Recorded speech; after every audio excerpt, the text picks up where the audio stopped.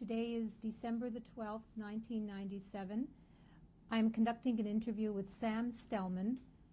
My name is Faige Gutherz, Faige Gutherz. The interview is taking place in Montreal, Canada, and in the language of English. What is your name, please? My name is Sam Stelman. Could you spell your last name, please? Stelman. And your name at birth? Well, I was born in Yiddish. It was Shlomo. Shlomo. We spelled it in Poland different. It was Stelman, with Stelman. But since we came to Canada, we dropped in English, we dropped the Z, and we just say Stelman. Did you have any other names? No, not at the. No, I didn't have any other names except lately I discovered that my name was spelled differently many years ago. And I discovered on the cemetery, on the stone, it was spelled Steinman. How would you spell that? Well, they had it same thing. It would be well, they had it in Yiddish with the Steinman with a hard S. Polish would be SZ. Steinman. Staiman. But I did not know about this until very recently. So it was a surprise. When were you born, Mr. Stelman? I was born in 1929, April 1st, Fool's Day, 1929. And how old are you today? Well, I was 68. I'm going to be 69 next April. And where were you born? What city? I was born in Lodz, Poland. Mm-hmm. And could you tell me, please, what your mother's name was? My mother's name was Hannah Rechthand, which would translate to right hand, I suppose, in English. How would you spell her last name? Rechthand. Would it be the spelling of R-E-C-H-T, hand, H-A-N-D, Rechthand. And where was your mother born? My family, my mother and father family, come out of a little town called Kozienice in Poland. Now it's somewhere close to Warsaw. And the whole family, my past family, grandparents, parents, and great-grandparents, they all come out of this little village. And I suppose in the early century of this century, all the young people left the village and went to the big city, which was Lodz, and that's where I was born. Do you know how your parents met each other? Well, I would be under the impression, coming from this little village, that everybody knew everybody. And they most probably knew each other from childhood and evolved in that way. Did you have any brothers or sisters? Well, my parents were married in 1924, and they had a child in 25, which is a little girl. But she died a year later. She was only 1 year old. So I was born in 29, so effectively I was the only one. And I never had any brothers or sisters. Could you tell me what your earliest memories are of your mother? Well, I remember earliest memories, let's see now, as a child, very young, 5, 6, 7 years old, I remember my mother teaching me at home. And she would teach me arithmetic and spelling, and which was in Polish. There was even preschool. And I was able at the age of 5 or 6 read a newspaper. I remember that. Those are my early memories of my mother. I also remember that she would take me to all kinds of cultural outings. She was always involved with all different organizations, whether it was pertaining to the Jewish life, or was it the freedom workers circles. And she would go to these meetings. She would take me along all the time. I remember these memories, yes. Do you remember some of the cultural activities? Well, she was very much into theater, and she was involved with the artists, and they were always coming to the house, and we always had people coming and going from the theater, and she was always backstage, and I would go along with, you know. I remember these things, yes. Do you remember any of the people that came to your house? No, I was too young. You said you were reading the newspaper at a very early age. Do you remember what newspaper? Yes. I remember, well, it was a Polish paper. I remember reading much that was going on politically before the war with Hitler coming to power in Germany, and that was the talk at that time, politics constantly. And I remember always reading these things. How old were you? And I must have been about 8, 7, 8 already, which, you know, I was going to school then, but that was 1937, 36, 37, 38.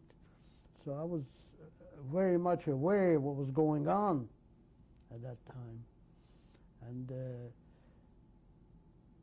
I was very much involved in it because my father had a store, a shoe store, and people would come in, friends, and all they did was sit and discuss politics all day long. And I was always coming home from school, and I was always there. And I remember discussions going on, and there was always politics, and there was always the situation in Europe, and the situation about the Jews in Europe, and the Jews in Poland, the Jews in Lodz, you know. And I was aware that what the situation was and how bad it was. So. And that was even at an early age, I knew what was going on. Yeah. Could you tell me what your early memories are of your father? Well, my father was different in a way. My father was more involved in business, not so much in politics, and not so much in cultural activities. He was more, you know, of a businessman. That his life was work, providing, you know. That was his life, and he was always working. I remember, and he was always involved in all different kinds of businesses. At one time, I remember he had bought an apple orchard. In other words, you were able to buy from the farmer the crop. Next year's crop, you understand? I remember this, that he invested money. Another time I remember he invested money in transportation, but the transportation happened to be 2 horses at that time. And the horses, he took me along to look at them, and we went to the stables, and these are the 2 horses. And although he was not involved physically with this business, but he like invested money for this. I remember these things going with my father, as opposed to what I was doing with my mother, were other different things. So these are the memories that I have of life, like, you know, in Poland with my parents. And we were not rich, but then again, I was never hungry. I was always dressed properly, you know, and we were spent summers out of the city in the country. We always rented a house in the country. I remember going every summer for the summer months out to the country. Did anyone else go with you other than your mother and father? Well, it was always my mother that went for the summer, yes. And no, not my father. No, any other family members go with you? We didn't have any immediate family living close to us. The only family we had was my father's sister, and she lived in a different neighborhood, quite a distance in the city, and we saw each other maybe twice a year, and most of the time was Passover, where we were be invited. Do you remember your father's sister's name Yeah, Bruche. and her last name? I don't remember. I try to remember that because they were very wealthy people. And I try to remember, so I'm sure they must have had plenty of money. I'm sure they must have had money in Switzerland even. But I don't remember their name. And there's nobody alive that I could talk to. Do you remember going to Bruche's house, you said, Yes. for the holidays? We went to Bruche's house for Passover. I remember we traveled by streetcar. And it was quite a distance, and we came. They lived in a big house, and we would set up Passover table, and there was quite a large gathering, but I don't know who was. Well, they had their own 2 sons and a daughter, and they were at that time the daughter was married, which I have a picture of them, and the 2 sons, and there was immediate family all around, and there was always a table. But what stands out in my mind vividly is the time when it was time to set the table, and my uncle would take me into a room, and he would open up a wall, and there was a wine cellar, and there was hundreds of bottles of wines, and I was amazed that there was wines and doors open up. This thing stands out in my mind. How old were you then, Mr. Stelman? Well, I'm going every year. So I left Poland, I was 10. So we're talking about memories anywhere between 5 and 10-year-olds. Do you remember your uncle's name? No, I don't remember. But I remember the wedding that we went to. That's the wedding that the daughter got married. What is the daughter's name? Would that be your cousin? Yeah, that was my cousin. I have the name on the picture that we looked in the back. I know his name was Max, I remember. And to me, at that time, he was a giant. He was about 6'4", very good-looking man. And the wedding lasted to me a week. We actually slept there. And musicians every day. And there was dancing, I remember running around. So that was the only thing I have memories of the only family that we have living at that time in Lodz. What about your grandparents and your other aunts and uncles? What are your memories of them? Okay. From my mother's side, my mother had at that time, there was 2 sisters, one of them that lived with us before my memory. She lived with us, but then she went to live in Russia in 1933 or 34. And what was her name, Mr. Stelman? That was Fege. Fege lives now in Israel. She's 92 or 93 years old, and she's still in Israel now. And you say she lived with you for a while? She lived with us for a while, coming out from Kozinets. And then, as far as I know, for some reason, she went to Russia. And then there was another sister that lived in Warsaw and married to a very, very religious man. And they had 8 children. Did you spend time with that family? Well, the story, later on during the war, we spent time with them. Yes.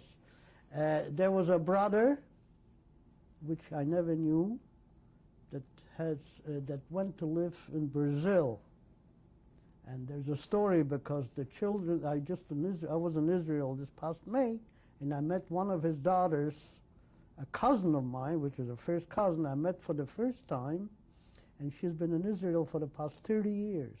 So what we're going to do, Mr. Stelman, is when we get to Warsaw in your story, we can talk. We can have you talk more about your cousins and your aunt and uncle. I wanted to ask you, your parents, were they religious? I think my parents conducted themselves at that time the way Jews conduct themselves here. They go to the synagogue on all the holidays. Occasionally they go on a Saturday, but we kept a little kosher in the house, but we were not Orthodox. In other words, it was more open. The same we conduct ourselves here, that's the way. We were not, at that time, I don't think we were considered religious. Did you ever go to the synagogue with your yes. parents? I would go on holidays only with my father. And where was the synagogue? Do you know the street? Wasn't too far. I think it was about a half an hour walk, the synagogue. I remember it was a big synagogue, and the kids, we used to run around a lot, but very, very big. Most of the religious, most of it wasn't in the synagogue. It was what we call a shtibel. And we had that in our backyard, like in our this was a shtibel. And that's where people every morning, they prayed in the shtibel. And did your parents... The synagogue was only Saturday or a holiday. Otherwise, we just went to the shtibel. My father did not attend very often. How about your home? Could you describe your home to me? Yeah. Well, we lived in Lodz, in a district called Balot. It was mainly a lot of Jews lived there, and it was like a working men's district.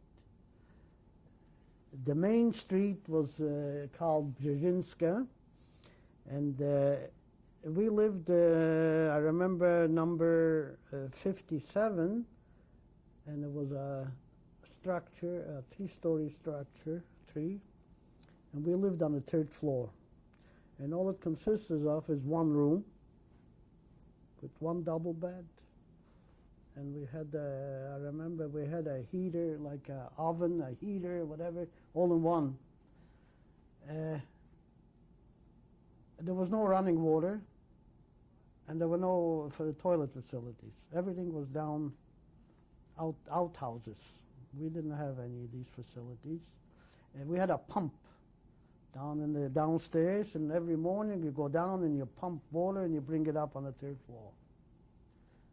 And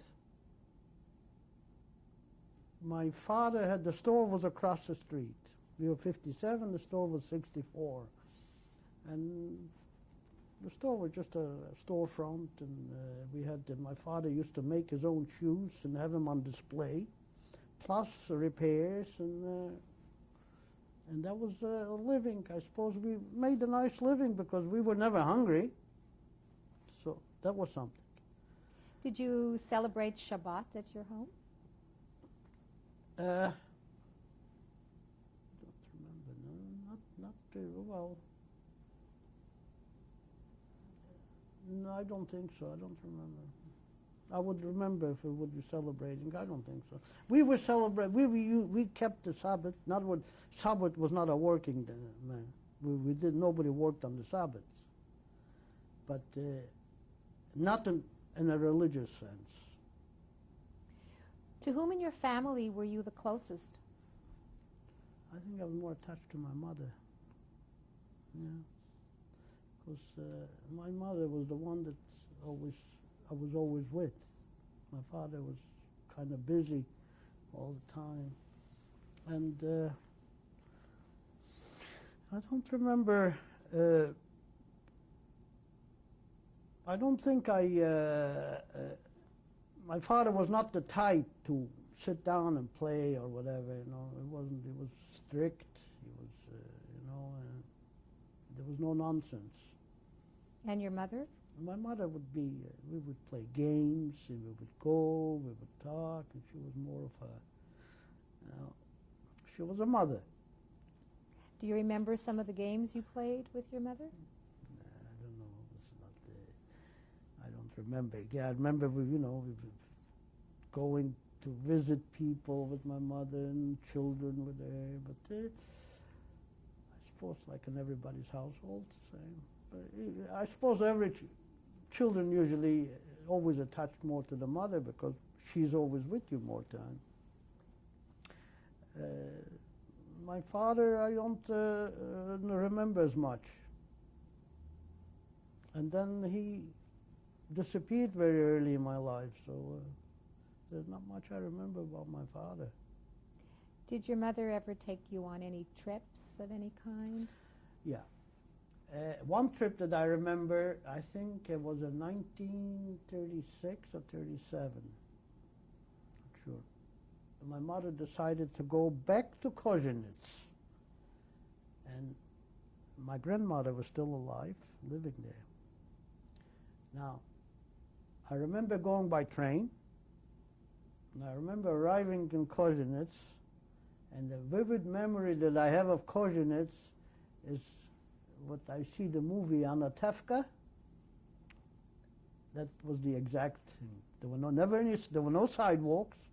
When I came into my grandmother's house, the floor was with sawdust. You know, I remember that. And as a child, I was, I mean, we didn't have that. We had floors. And I remember the animals running around all over But she was the only one alive. My grandfather had passed away already. Do you remember your grandmother's name? No. I don't remember. Can't even visualize the face. I just remember coming in the room. I remember the street with the little houses. Each one had a little house, and I remember there was a big synagogue. And the story was told that my grandfather was the shamus in the synagogue until he died, and he was for many, many years the shamus. Were your grandparents or your parents related to any of the well-known rabbis in Kozinets? Well, the story goes that my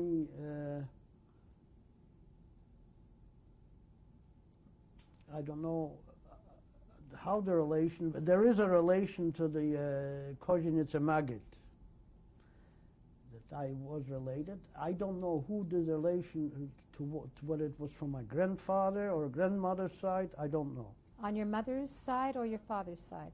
Well, at that time, my mother, no, I would be, could have been either, because they all lived there. Could have been my mother, could have been my father's side. And there is no, in Kozinets, everybody was a religious Jew. I mean, religion was the way of life, you see, so which one, I don't know. It was an experience, but I never thought about it for many, many years, but now when I think back of it, when I went to see the movie, what do you call it, Tavia de Melchizedek, what was it called here in English? I don't remember now. When I went to see the movie, and when I saw the pictures, it hit me. Hey, this is what I saw. In where? In Kozinets in 1936 or 37 or what. Getting back to your home and to your mother or your father, was there a childhood song or lullaby that someone sang to you that you remember? My mother used to sing, but I don't remember. She used to sing all the time. Do you remember any of the songs that she sang? I mean, the songs, all the Yiddish songs. She used to sing, would you want me? I mean, I remember the songs. Would you like to sing one? Says, Gewein amol apastechu. I remember that. She used to sing, oh my. I have to think about it. She used to go around and sing all the time. And all the time,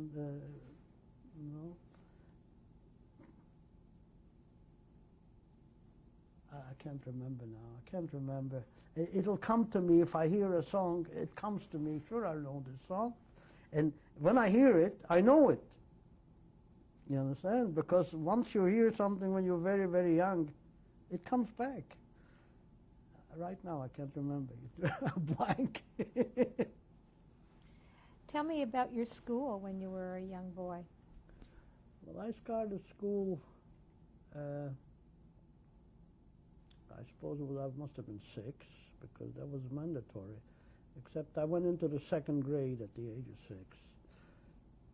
And the only thing I remember about school vividly is walking through German neighborhoods, and we were always afraid, because at that time, with the political situation, the Germans had the upper hand, with Hitler being on the up in the late 30s and early. So we were always aware of it, as Jews, walking through the German neighborhoods. Mr. Stelman, I'm going to stop you for a few minutes. We're going to take a break, and we're going to continue soon. Okay.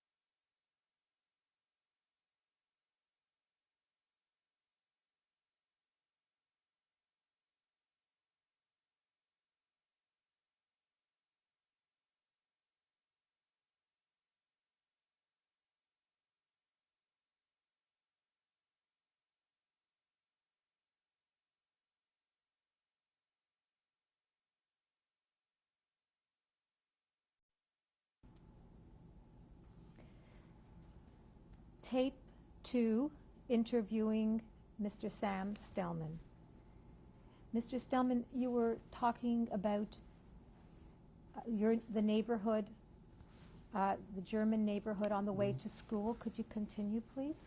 Yeah, well, we actually lived in a neighborhood. There were quite a few German people, which Lodz, I think, happens to be closer to the German border than.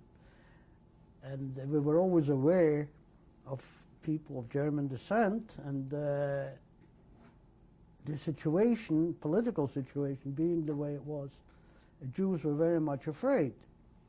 And it obviously it comes down to the children. I mean, we were aware of everything, and it was coming and going to school, and we actually, I had a choice. I could either take 2 streetcars to go to my school, which was safer, because on the streetcar with people, or we could walk through the fields, which was a shortcut, which would take about 45-minute walk, and I preferred the walk. The problem with the walk is that there were German kids, and we took our chances. And we got into fights, and we were, it happens. But it was a time where we were walking a little bit in fear, a lot in fear. What were some of your experiences with the German kids? Well, at that time, and the funny part is, I remember that we had neighbors, Germans, which were friends of my father, coming in and talk politics, and they were always like next door neighbors. And so my fear actually was only with walking with other kids, with children. They would taunt, they would throw stones, they would try to beat you, or we would run away, or we would stop and fight, but there was always something. Or we would, if I go, I'd usually make sure I don't go alone, and that there's always a few of us going, you understand? So in other words, we had this in the back of my mind, be careful. What were some of the things they taunted you with? But the usual, you know, Jude, and that's the same as all over. Did you ever get But, beaten up? Well, I was a little tough, you know, at that time, and I was a big boy, and I used to get into fights. What do you call by beaten up? If I get a hit, it doesn't mean anything. I can hit back. As kids, it was just a rumble, you know, and if I'd be alone, I'd get beaten up. But I made sure that I usually go with a crowd. What languages did you speak on the street outside of your home? Between the Jewish boys, we spoke Yiddish. And at home, what Yiddish. language? Our language was Yiddish primarily, except in school. In school, it was Polish. So tell me about school. You walked through the neighborhood. How long did Well, it take you to get there? It was actually through fields that we walked through. It was an area, for some reason, was just fields that we could take a shortcut, cut through fields and come into another section of town, whereas the streetcar would go around and about way, and we had to transfer. And that's why I preferred walking, but like I said, with a crowd. And there was nothing outstanding about the school. Do you remember I don't remember much about school. Do you remember some of your teachers? No.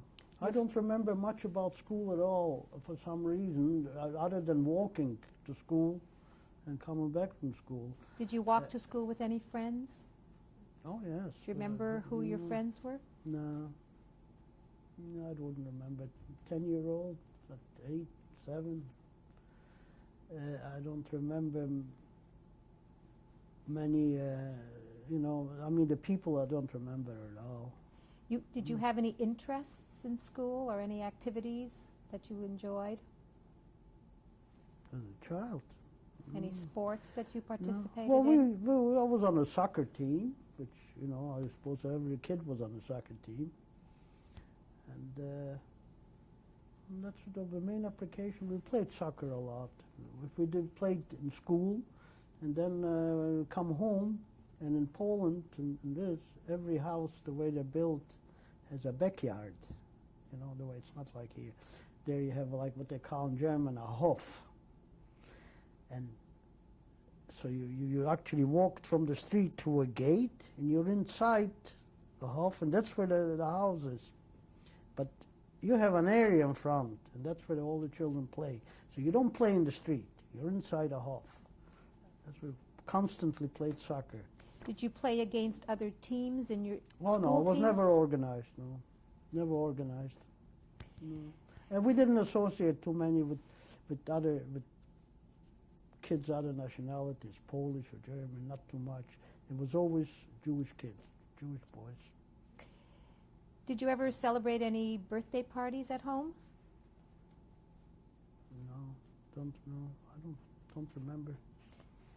Do you remember having any responsibilities or chores that you did at home? No, other than going to school, I don't think so. I was too young for all that. Mr. Stelman, when did you first sense that there was trouble or danger in your town? Oh, quite early. How because early? of this, the way I said before, political discussion that were going on in my father's store. My father was always afraid or worried. He didn't trust the Germans, and he said at that time I remember saying no matter what, he wouldn't be, or would try to stay away from Germany. He was in the, I think he was in the army, in the Polish army. I don't know who was fighting, but he was in a war. What in war? 1918 or 14, I think. I'm not sure. My father was born in 1898. So at the age of 17 or 18, he would most probably be in the army. And so the political discussions that took place in his yeah. store, he didn't trust the Germans, you No. said? He said, at that time, he said, you know, there was always, well, it's in Germany. We didn't know at that time in the late 30s. We didn't know about camps. We didn't know. There was political, you know, we heard stories about Jews, but, you know, stories you hear, you would say, well, you know, maybe they exaggerate, maybe what. But my father believed those stories. He says, it's true. He distrusted the Germans very much. And that's where all these discussions that I had listened to. And I became aware at an early age that Germany is a danger. How old were you when you became aware? 6, 7, 8, you know. And who participated in those discussions? There were neighbors, storekeepers, Jews, Germans too, and Polacks, and you know, everybody would come, you know, sit around. We had the store, and there was this big stove right in the middle. It was quite a large store, and we had a little display, and there was a workbench, and the rest was all a large area. In the back was one bed, and occasionally I would sleep there. And there was a quite large area, and people would come in, you know, and sit and discuss. What are some of the discussions that you well, remember? It was basically, we were talking politics. It was all politics. Anything specific that's outstanding to you? Well, the outstanding part was, it was always, what do we do? What are Jews going to do? What it is Germany going to do? It's always the same thing. That's what I remember. As far as I remember, it was always politics. And I came aware at an early age that there is a danger. And sure enough, when the war broke out, there was. And my father says he's not staying. So what were some of the discussions that took place in your home between you and your mother and your father? Well, I don't remember any discussions. My father was by nature, my father was a more domineering person, so he ruled in the house, and my father made all the decisions, as far as I remember. So when your father said he wasn't staying, what were did he make? We packed up and we walked. Well, could you tell me when that was? Okay. Well, there is a story when Germany attacked Poland. And I remember planes flying over and bombs falling. Where were you at the time? And I was at that time, well, home. And my father says, you know, it's very dangerous to stay in this 3-story building. It's a wooden structure. But we have cousins. My father had a cousin that lived, I think they owned a big structure. It was a stone made out of brick, and they had a large basement. He said, why don't we go and stay in the basement there where it'll be safe? Where did this cousin live? And they lived in Lodz, and I remember the street was Ogrodova 8, the number 8. And it was a big structure, a big 6 or 8-story building, and they owned it. And we came, and they put us in the basement while the war lasted maybe a week. Do you remember when that was? What year? Well, when did Germany attack Poland? I don't know. It was in the spring, in the fall of '39, something like that. They closed the store, closed the house, took little things. What did you take? Took a streetcar. Well, we didn't need much because it was family, cousins. Who went with you? I forgot to mention, these are cousins that I forgot to mention. Those are my father's cousins. You remember their names? No, don't remember. As a matter of fact, there was a distant relative that lived in Detroit from that part of the family, but I don't remember their names. So you...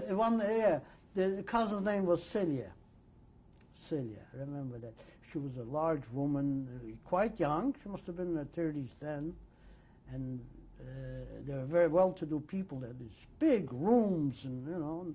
And when they put us down in the basement, well, we were all hiding. Who came with you? Your mother? My mother and father, yeah. And what about your aunt who was staying at your house? Oh, no. This is talking about 39. My aunt left in 1934. She went to smuggled, or I don't know how, but she went to Russia. I didn't see her until later on.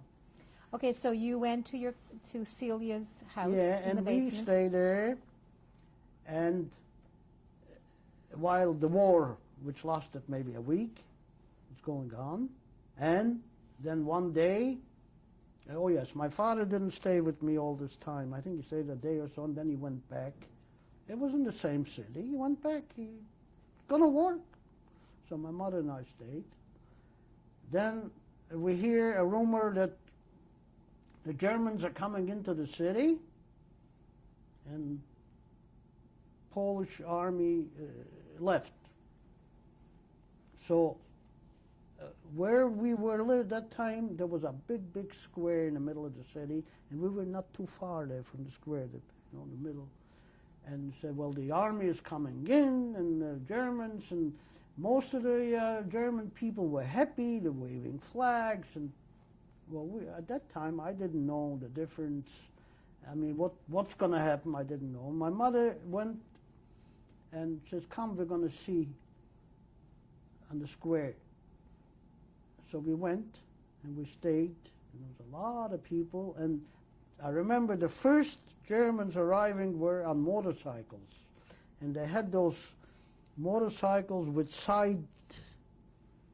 side with somebody sitting beside, and they came roaring down. About 5 or 6 motorcycles came roaring down the main street to the square, and my memory, vividly I remember, is that the part where they made one of them made such a sharp turn that he fell over. This I remember. And we stayed. They came in. I don't remember. Life didn't change for me at that time, you know. But what I remember is after, when on the square, about a week later, they built what do you call it? A guillotine? Not a guillotine, where they hang people. Mm-hmm. You know, and they hung 7 people. I don't know why. I don't know, but I remember seeing 7 people hanged. And I mean, I didn't understand at that time. I mean, but the first thing they did is they built I don't know the word for it in English. And they hung 7 people. What was your reaction to that? Well, I don't know. I didn't understand it at that time. I say, well, why would they hang? And I suppose nobody talked. Everybody was afraid to talk about it, and we didn't talk. And nobody talked. I didn't know. How old were you then, Mr. Stelman? Well, I was in 9. Well, this I remember vividly. 7 people hanging. And then we went back to my home, my house. The war was over. Germans were in town. And my father kept saying that it's not going to get any better. Jews are not safe. And they opened the schools. And I was going to school again. But a month or so later, I had to wear, I don't remember, was it an armband or a star back and forth? I don't know which. Because later on I was in Warsaw, and I also had to wear those things. I had to wear a star in front and the back going to school. But that didn't last long. We were maybe a few months in Lodz, and my father decided that he's going to try to move north towards the Russian border. And so what happened next? To escape. What happened next? So, of course, while this was going on, you know, there were fights, many fights. And already the Germans were beating up Jews, you know, because now Germany, but before, when the war started, the Polacks, all the Polish people attacking Germans because they were at war with Germany. Now the Germans are in, so the Germans are upper hand, and Jews and Polacks, nobody was safe. We were afraid to walk on the streets, and I remember my father was always afraid at night. He had a store with store windows, and the shutters, every night used to close the shutters. So one day on our street, a Jew went to close the shutters, and he got stabbed in the back. Did you witness that No, yourself? I did not witness it, but the story was there. And every time my father went to close the shutters at night, I was afraid. Don't go. You know, he said, look, there's nobody here. Let me go. I'm going to go. Don't go, because the story, you know. So in other words, I was aware at that time as a 10-year-old, 9-year-old, that it's not safe. And my father the same way. So one day he decided we have to move north. In other words, the idea, I suppose, was to get out of German occupation. So they decided they're going to go to Warsaw, which was further out, and stay with my mother's sister. And the story of going there was something else, because we had no transportation, and chaos with the Germans coming in. There was no trains, there was nothing. So my father would hire horse and wagon people to transport from one village to the next, from one village to the next. I think it took 2 weeks in walking, and we got to Warsaw.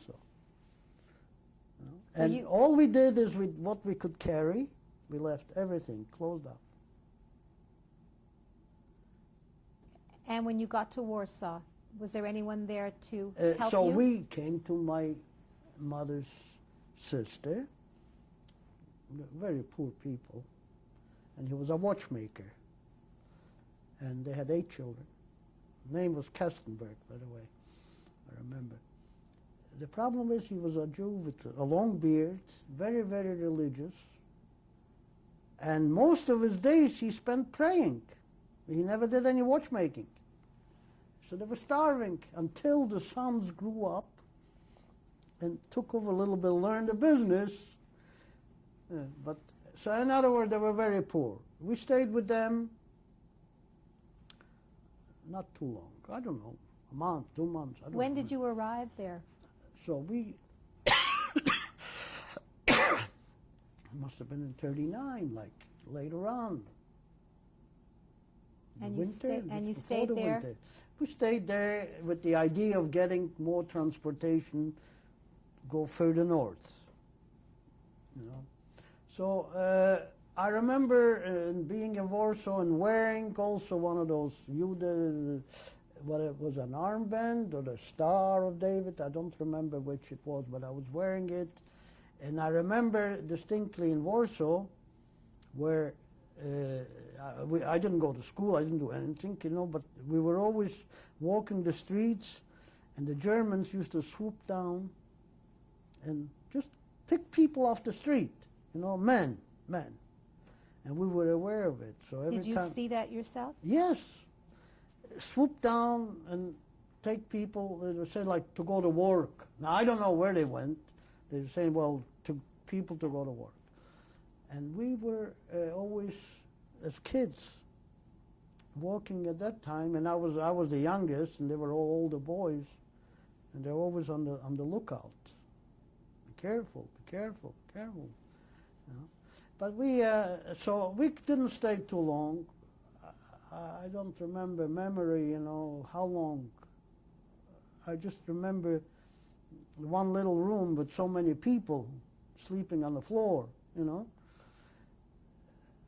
And then we took our possession, and Father organized again, a horse and wagon took us to this village and this, and anyway, we finally arrived in Białystok.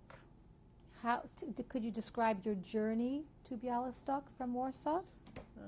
It's a journey with, they would hire some farmer that had a wagon, and they would usually get together a couple of families, 2, 3 families, you know, And people were on the move. People were walking. People were going. There was always, it was like chaos. What were some of your thoughts at the time when Well, all this was going on around you? I don't know. I don't remember. As a 10-year-old, you don't. You take everything. You think this is it. That's the way life is supposed to be. I wouldn't know the difference. Did you have any fears No. at the time? No, I don't remember ever having fear. That came later on. But not at that time. No. I relied on my father to do the right thing. But anyway, so I remember, so we would go to a distance and then we'd stay a day and then organize and walk and get somebody else. And it took time, and we'd buy food on the way, and then we got to Bialystok. Well, there was Bedlam. Jews from all over came to Bialystok, and they're congregating. And it's not as if you can go in and get a hotel. And we had nowhere to go, so where do we go? We go to the synagogue. We come in, the synagogue, full. Everybody's from everywhere else. Did you meet any people from different places? No, I don't remember meeting anybody that I know. I wouldn't know anybody. No, but what I know is that in order to sleep, they took out all the benches and they put straw on the floor, and there must have been hundreds of us sleeping on the floor. And it was about, and that was in the winter, I remember. It was in the middle of the winter because it was very cold, and everybody was like on the floor huddled together, maybe 500 people, Do you remember what year that was? That must have been the winter of 39 to 40. Yeah, must have been. And the idea was my father to smuggle across, at that time, the border to Russia. Did he discuss these things with you and Not your mother? really, no. No, he didn't discuss it with me, but now that I think back of these things, I mean, I presume that was his idea of what he wants to do. In other words, to escape, he'll escape anywhere. Well, Russia is better than Germany. Could you describe some of the bedlam you mentioned that was going on in the neighborhood? Well, it was only between Jews. I mean, we're all Jews, and so each one looked out for himself. And there was food to be gotten. There was winter, clothing and whatnot, We didn't stay too long. I think we were there maybe a couple of weeks only. So I don't ever remember being hungry or anything. It was, for myself, it was enough provided. My father made sure I have everything. But it was just, what I remember mostly is as kids, in the synagogue, and they were running around. It was all over. Everybody was running, going. We were all. There was a lot of excitement. And then one day, my father says, "Okay, it's arranged. Tonight we're moving out." Mr. Stelman, we're going to stop the tape Okay. for a few-minute break.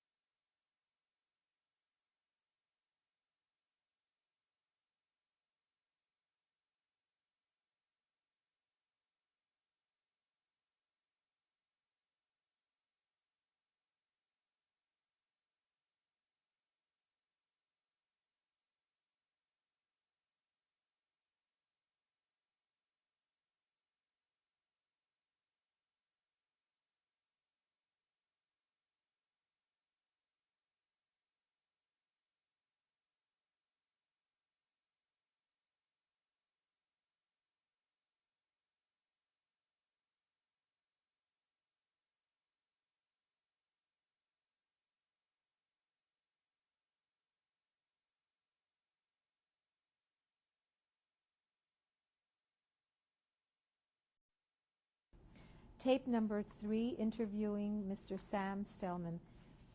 So, Mr. Stelman, you were talking about the day or the night you decided, or your father decided to leave Bialystok. Yeah. Could you tell me about that, please? Well, and it appears that 3 or 4 families got together, and we're going to smuggle the border. At that time, well, Germany and Russia at that time already had a border. It was the river called Bug, B-U-G, I suppose it is. And you can only do it at night. Now, the reason they want to smuggle is because they don't want to be arrested by the Germans, and also you don't want to be arrested by the Russians, because you don't want to be arrested for that. So we started off, and each one takes what they can carry. How many were you? Don't remember, 3. I think it must have been a party of about 8 or 10 people. I remember walking out in the middle of the night on the river, and the snow was up to your waist. And I remember it was very bad for the grown-up people because they kept falling into the snow. I walked on the side, and I was light, and the crust of it was very hard, and I had a better time of it. I didn't fall in so much, but it was very bad. My mother kept getting stuck, and we were walking. It was cold, and in the middle of the night, and there was some problems where the man was supposed to bring us out. We had a guide, and he was supposed to bring us to a certain spot, and he lost his place, and he didn't know where he was. And then he says he's going to go, wait here, I'll come back. And my father wouldn't let him go. He says, no, you're not leaving us here.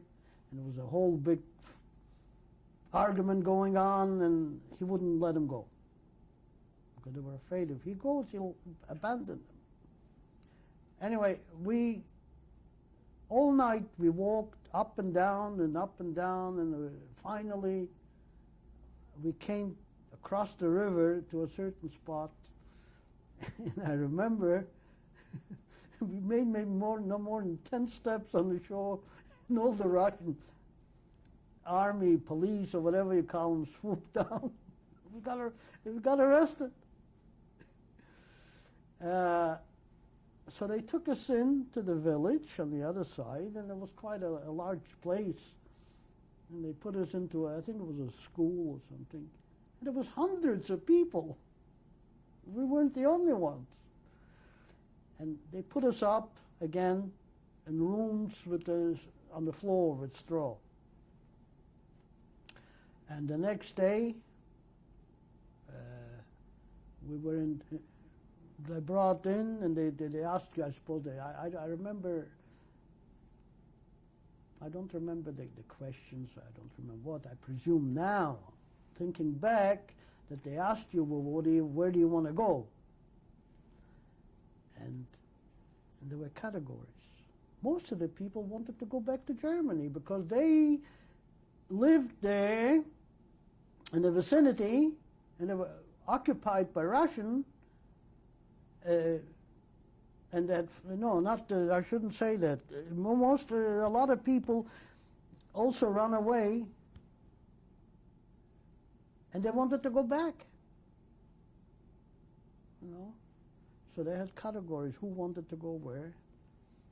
And my mother and father explained that they have a sister living in Sverdlovsk, which is a big city in Russian Siberia somewhere, and that's where they want to go.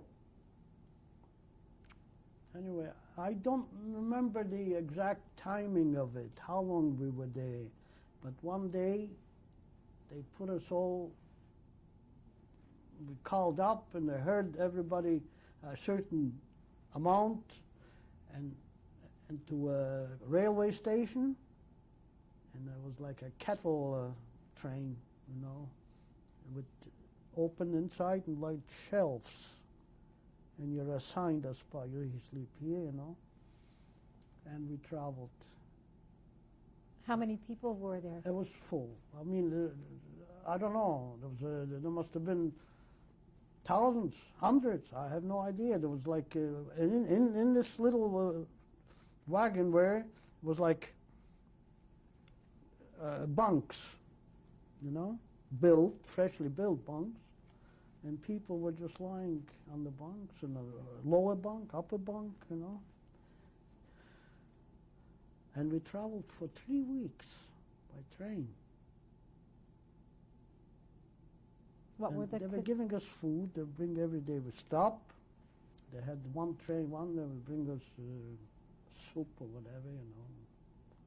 So that part was all right. I mean, it's not as if. But we didn't know. At that time, I didn't know where I was going. I don't know if my parents were aware where they were going. I don't think so. But they brought us to a place which was in the middle of nowhere. Could we get back just to the cattle car for a minute? What was the condition like, aside from the food?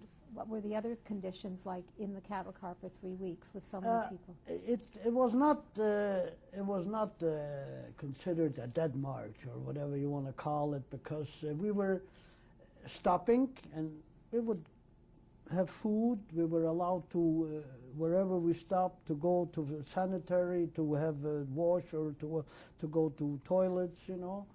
I remember. So as far as the Russian army at that time, you know, they were friendly, you know. It appears. So I don't remember any hardships as a 10-year-old, because to me everything was exciting, you know. So.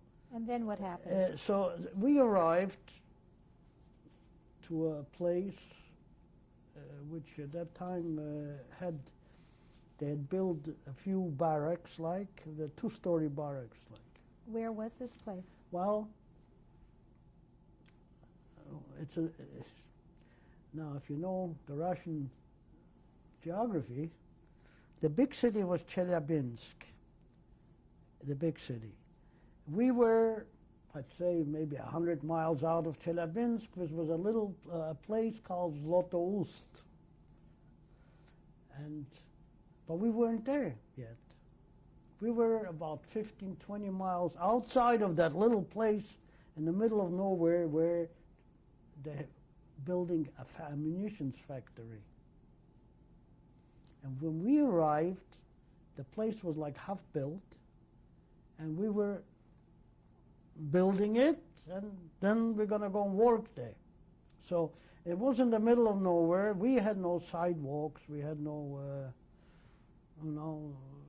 there was no toilets in the houses, or no. We had running water, but no toilets. And was anyone guarding the place? No, well, not really, because where are you going to go? Where can you go?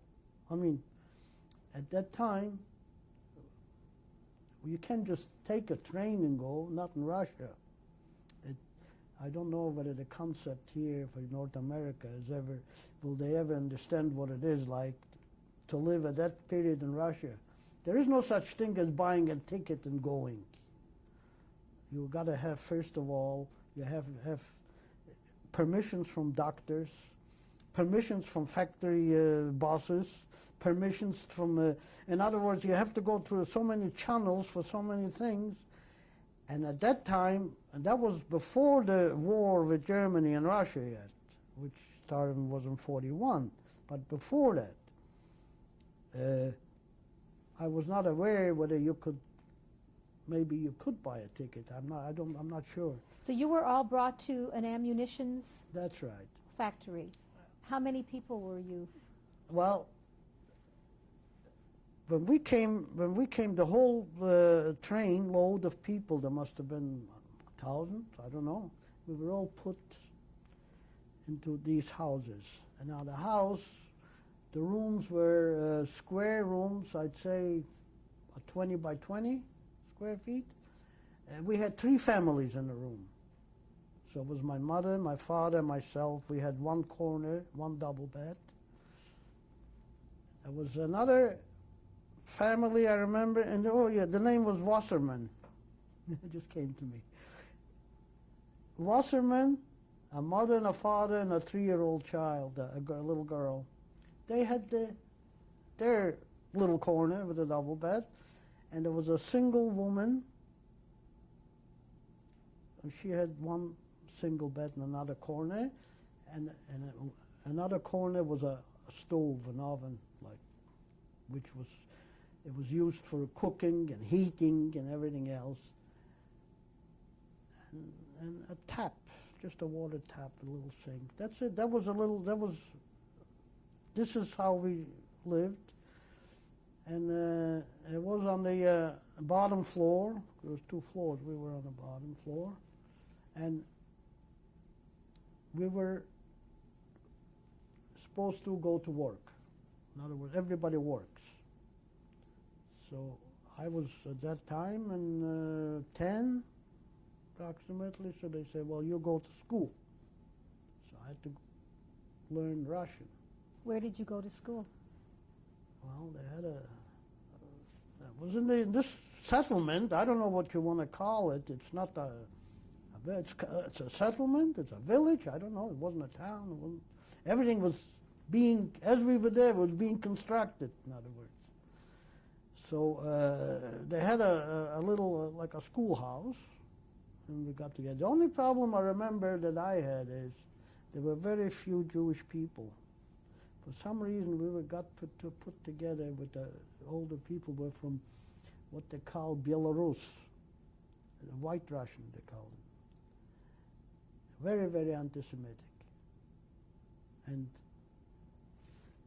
I don't ever remember having friends, Jews. There weren't many. We were in this place, and there were not very, very many Jews. And I had no problem with the Russian people that lived in the vicinity, and they were also worked there, the children. But I had a lot of problems with these white Belarus children. We were constantly at war myself. What were some of the experiences you had? Well, the experiences I had, there were many fights. We, in school, but most of it was after when I went to work, most of my fight. You see, what happened is my mother was working, she was working, they were building some brick houses or brick, I don't know what it was.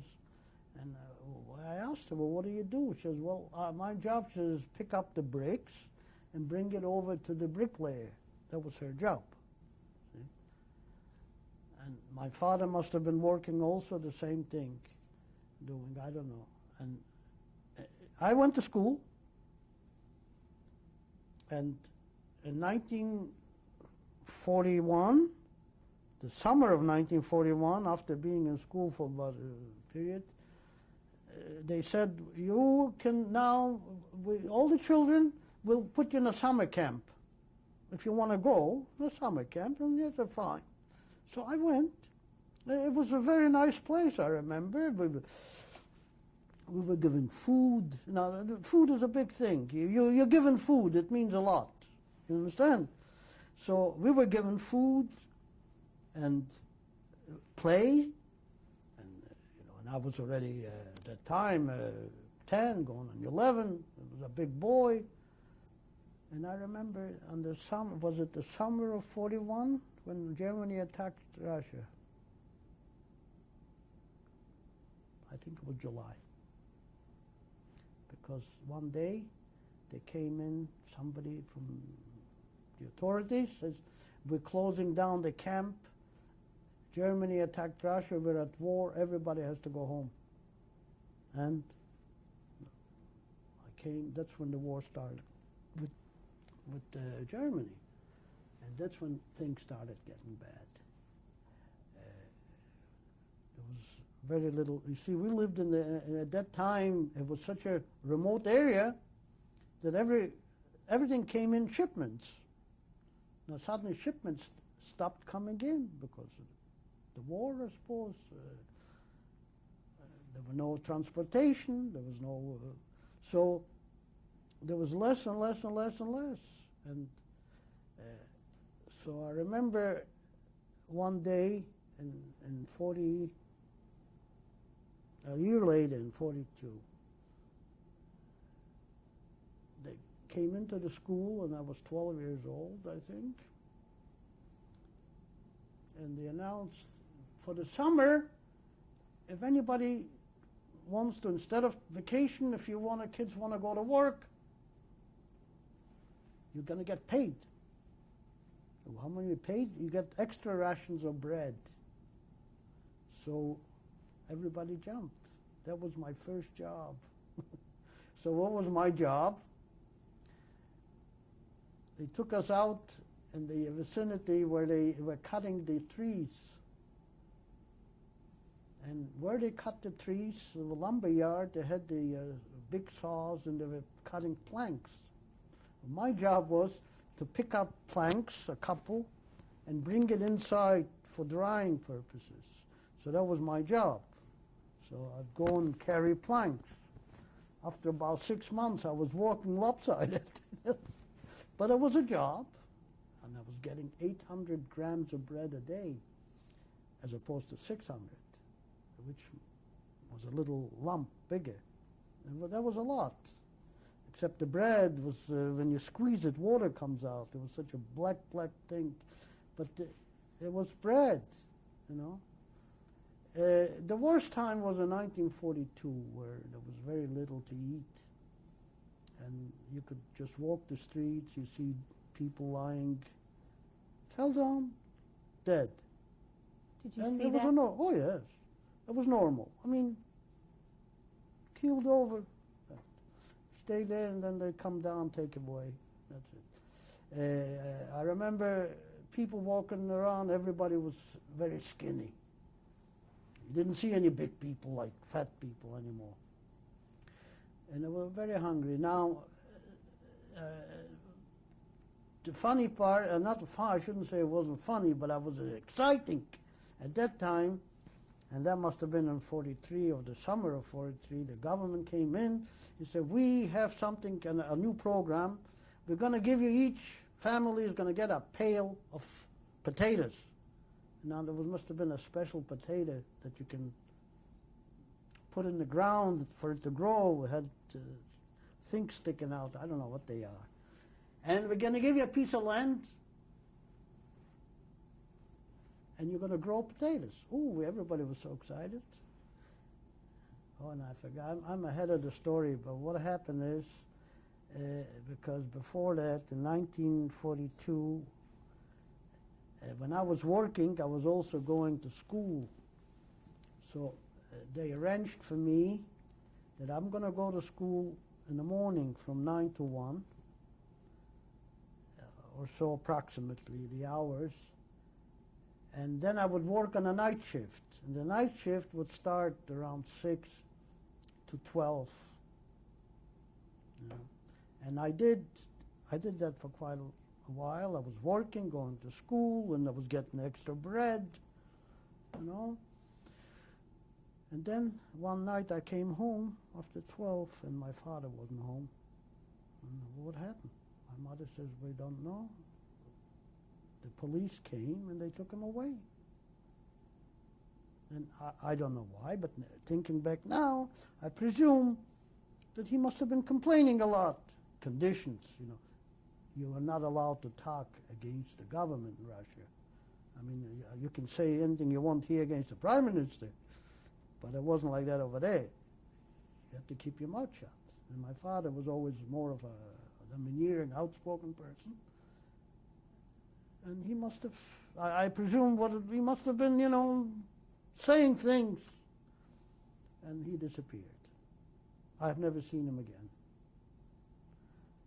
And we tried, I remember my mother and I tried going to the authorities and find out what. I remember she was taking me along.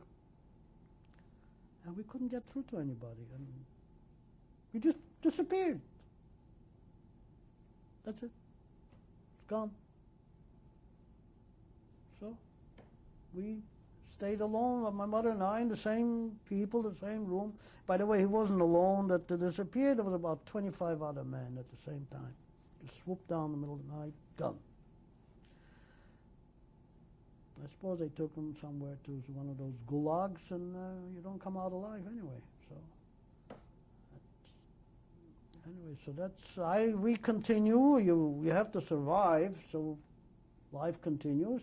I work, my mother work. We go to work. So that was the story with the potatoes after. So we went out. There was the summer already.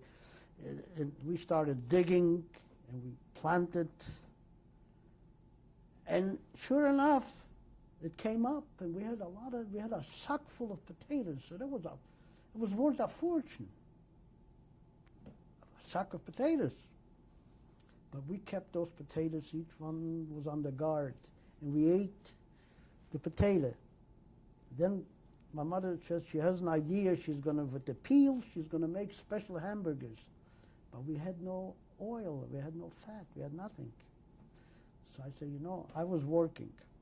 At that time, I was already graduated from my job of carrying the planks. I was a bright boy. They put me inside.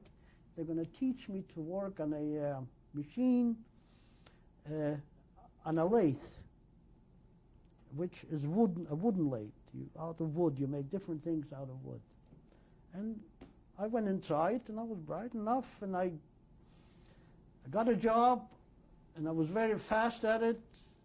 We were making handles for the machine guns. The machine guns have handles. And it was piecework. So I come in the morning, like at that time, I already gave up school. I didn't go back to school. I was working full-time already. They give me a box full of pieces of wood, square pieces. And as many as I can make, they give you extra money for that. So anyway, the idea with the potatoes was, where do we get fat? So, I said to my mom, we have machine oil.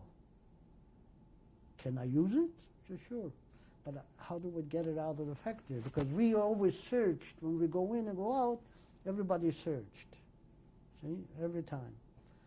Anyway, I had an idea. I took a little bottle, and I tied it inside my tie.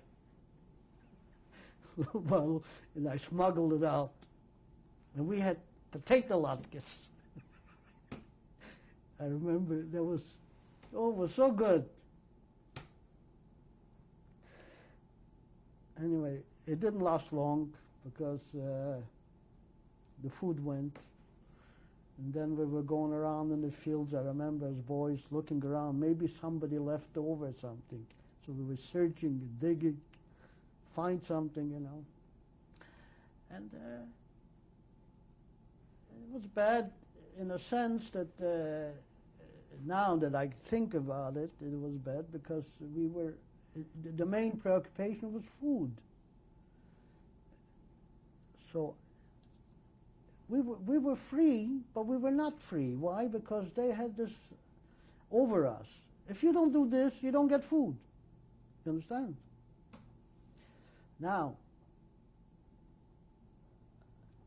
that I realize it now, I was free. But what can I do? Where can I go? I have to eat. I have to work.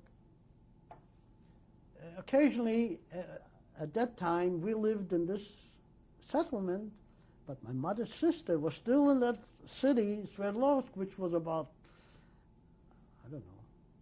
300 miles? I mean, maybe it was Montreal, Toronto, something like that. And every once in a while, actually, I shouldn't say every, I think I took about maybe 3 or 4 trips that I went myself to visit. To visit who? My mother's sister. Now, I was at that time maybe 13, 14 years old. In order to do that, there's a certain procedure. First of all, there was a war. So there's no transportation. Any transportation is on your own, you smuggle. So the first procedure is you have to be off from work. Because otherwise your food is cut out. So you have to have permission from a doctor that you can stay off from work. So you're sick, you go to the clinic. the clinic, people sitting on the benches, everybody's waiting. The nurse comes over and gives you a thermometer. And the thermometer they stick under the arm. I don't know, they don't do it in the mouth, like under the arm. And we knew all the tricks, and we'd sit there and we'd rub it a little bit. She'd come over, yes, you have temperature. I used to get very, very sick when I was there, and said, well, stay away for 3-4 days. Stay home. So that was one thing. They gave you a piece of paper that you're allowed 3-4 days. That was a vacation. Now, how do we get from here to there? Okay. I don't know, you've heard of the story of the Trans-Siberia line, which is only one railway that goes one way. And if you want to come back, you come back on the same. Okay? Every once in a while, when the two trains at certain spots, there's a cutoff and they wait for one another and they meet, but there's only one line going. Now, from this place, going east, if you continue, you have to get to Sverdlovsk. There's no other way. So there's no problem. I don't have to worry with connections. Understand? So it was always, used to take a little bit of food, a little this, and walk to the station. About a 3-4 mile walk. And the station was just a little hot. And you wait to jump a train. Now, we jumped always never passenger trains. I'm going to stop you for just a couple of minutes to take a break, and we'll come back. Yeah. Thank you. Okay.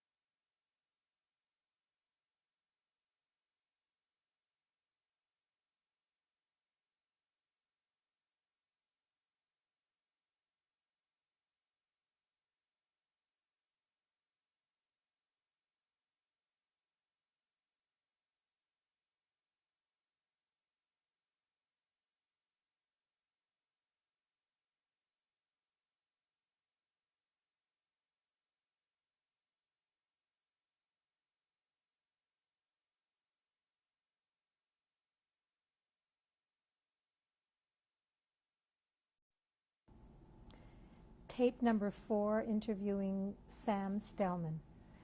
Mr. Stelman, you were talking about a train that you were taking Yeah. to visit your aunt. Well, so the idea was not to get caught. Not that at that time I was thinking of my life was in danger. I didn't think that way. But you never know. You can disappear in Russia very easy, and we were all aware of it. But, so to go east at that time, we were going east. Who was with you? Nobody. I was just take a little bit of food with me and, and go. And I would go around, you walk, do a lot of walking. You walk on the railway track to a bend. And you wait for a transport to come by where they would slow down enough. And they usually slow down very much. And you run along and you pull yourself up. And it was a very normal thing to do at that time. I mean, I didn't think much of it. I thought it was great. Did you need permission from the Russians to leave the settlement? I had permission, no, not to the settlement, permission from a doctor to stay away from work. The Russians at that time were not afraid of anybody running anywhere. That was not a problem because there's no way you can run. Did they know? Conditions were the same. Nobody knew that I left. No. That was the only thing I had, which was very important. Even if I get arrested, I have permission that I don't have to work now. You see, that was important. Once I have that permission, the rest, I felt the rest would be all right. So I would hop a train, hop one of those, whether it was a cattle car, or whether it was a lumber, whether it was oil cisterns, or, you know, going and a huddle, and, you know, and as long as it was going, I was going. And when they stopped, I'd jump off, walk another bend, jump another one, and sleep inside, and it would take me a day or 2 days, I get there. Or maybe a day, I don't know, it was 300 miles. Experiences, I had many on these things. I was chased by the, I don't know who they were, because they were police or transportation. I jumped off trains. I once almost got killed with the lumber, what they call it. It started moving while I was sitting inside. It was shifting. And I could have been killed, and I jumped off the train. I had experiences where in a cistern, where suddenly the oil started gushing, and I was splashed, and I was full of oil, and I decided I'm just going to walk into the station no matter what's going to happen. There was nothing happened. I don't know, I was a big boy at 14. They thought maybe I work as a machinist. Anyway. Once we were a bunch in the middle of the summer going, and I remember we were sitting on the roof of a cattle train, and we came to it was summertime, it was nice. We jumped down, stopped at a little village. They always had a bazaar. So we'd go buy carrots, or buy some vegetables to eat, you know, little things. And then one day we got arrested, a bunch of boys. They put us a whole day, we were detained. But what are they going to do with a whole bunch of boys? And they let us go, and they said, well, if you walk 5 miles out of my jurisdiction, you do whatever you want. So we walked. But those are, you know, experiences as a young boy, I remember vividly, and they were exciting. The only thing was that I was the only Jew between all these experiences. There were no other Jews, not even in the settlement we were there. I'm not aware of any other Jews other than the immediate people in the house. And I don't remember ever having young boys my age Jewish. I don't. And my problem was that time, for some reason, they always found out that I was Jewish. I never told anybody, but they did. And then what happened? I had many of scraps, and it was a little difficult, but I was getting along with the Russian boys. It's the other nationalities I had problem with. We had many fights, especially at work, where they would try to attack me, one or two, and to fight them off, and many times. And I had many times fights real fights, where one time I wound up in a hospital with over a fight where I had, I think my arm was broken, and the other party had his head open, and we were both in the hospital, and the hospital to go there was in itself a journey, because we had to travel about 15 miles, there were no roads, by the way. And the ambulance was only like a van with 2 benches inside. And I remember going to the hospital, and I think my arm was broken, so like this, and he was sitting there in blood. 2 of us, we were fighting. He called me Yevrei, Yevrei, Yevrei, and he was bothering me. So I punched him. So we started having a fight. But I had many fights with this one particular person. Could you take me back a bit to the trip you made to your aunt in Russia? Yeah. What happened after? Did you finally get to visit her? Oh, yes. I visited about 3 or 4 times during my stay of 5 years, close to 5 years in Russia. I visited her about 3 or 4 times. The trips that I had, or the exciting part of the trip was that it was a smuggling part.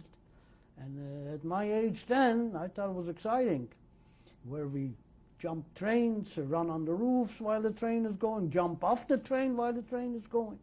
Now, when I say trains, these were not passenger, none of them. These were all transport cars, you know. And you would try to find one empty, or even then to open the door, you know, inside. So these were all, at that time, you know, things that were normal. You know. But, and I would stay a few days and then do the same thing back. And back at the settlement where you lived, what were the conditions there at that time? Well, basically at that time, the main preoccupation was food. So everything that we did, and everything that was geared to how much more we're going to get, whatever. It was not a prison society. It was open. In other words, we can, in the village, we can come and go. We had like a bazaar. The people would come, and if they have something to sell, they would come out and sell. And a lot of people walk around with a piece of bread. They want to sell their piece of bread because their portion, and they want to buy something else, maybe. So if you have the money, you can buy a piece of bread. Getting the bread was another thing, because we would get, like once a month, we would get the ration cards, you see. Every day, and every evening after work, I would go to there was like stores with naturally lineups, always a lineup. And they would clip a coupon and give you that piece of bread. Now, to get out of the line and go home with the bread, that was another story, because it was a little dangerous. Now, you always had to walk, and I made sure that I always had a knife in my boot. To walk without a knife in your boot, it was a little dangerous too, because a lot of people would be attacked and the bread taken away. Who were you attacked by, usually? Other, what are they, teenagers. Did you have any contact with the local community outside of your settlement? No. What do you mean by your local community? People who lived in the area? We were, the only people that we knew in the area was only the people that lived in the house, never mind the settlement, in the house. There was not much, I don't ever remember having parties or fraternizing or going anywhere. You worked 12 hours a day. Did you have... You go to work at 8 in the morning, and you come work at 8 at night. And there was nothing else. When I was a little younger, and I was going to school, so I was only working 6 hours. So that was... Did you have any did you sleep well at night? Did you have any fears? No, I don't remember having fears. Not at a young age like that, I didn't. Later on, when I turned to more of a 16, 17-year-old, that's when I realized what it is to have fear. But not at 12, 13, 14. I don't remember ever being afraid. I thought I was it. I was the hero. Nobody can bother, And I was acting tough. You had to be tough. At that time, if you're not tough, you didn't survive. It doesn't matter where, whether you're in Russia or Germany, whatever, you had to be tough to survive. You had to organize, and you had to protect what you had. Understand? And I did that. But to me, that was a normal way of life. What were some of the talks you had with your mother during this time? Not much. I don't remember having talked to my mother. I remember coming,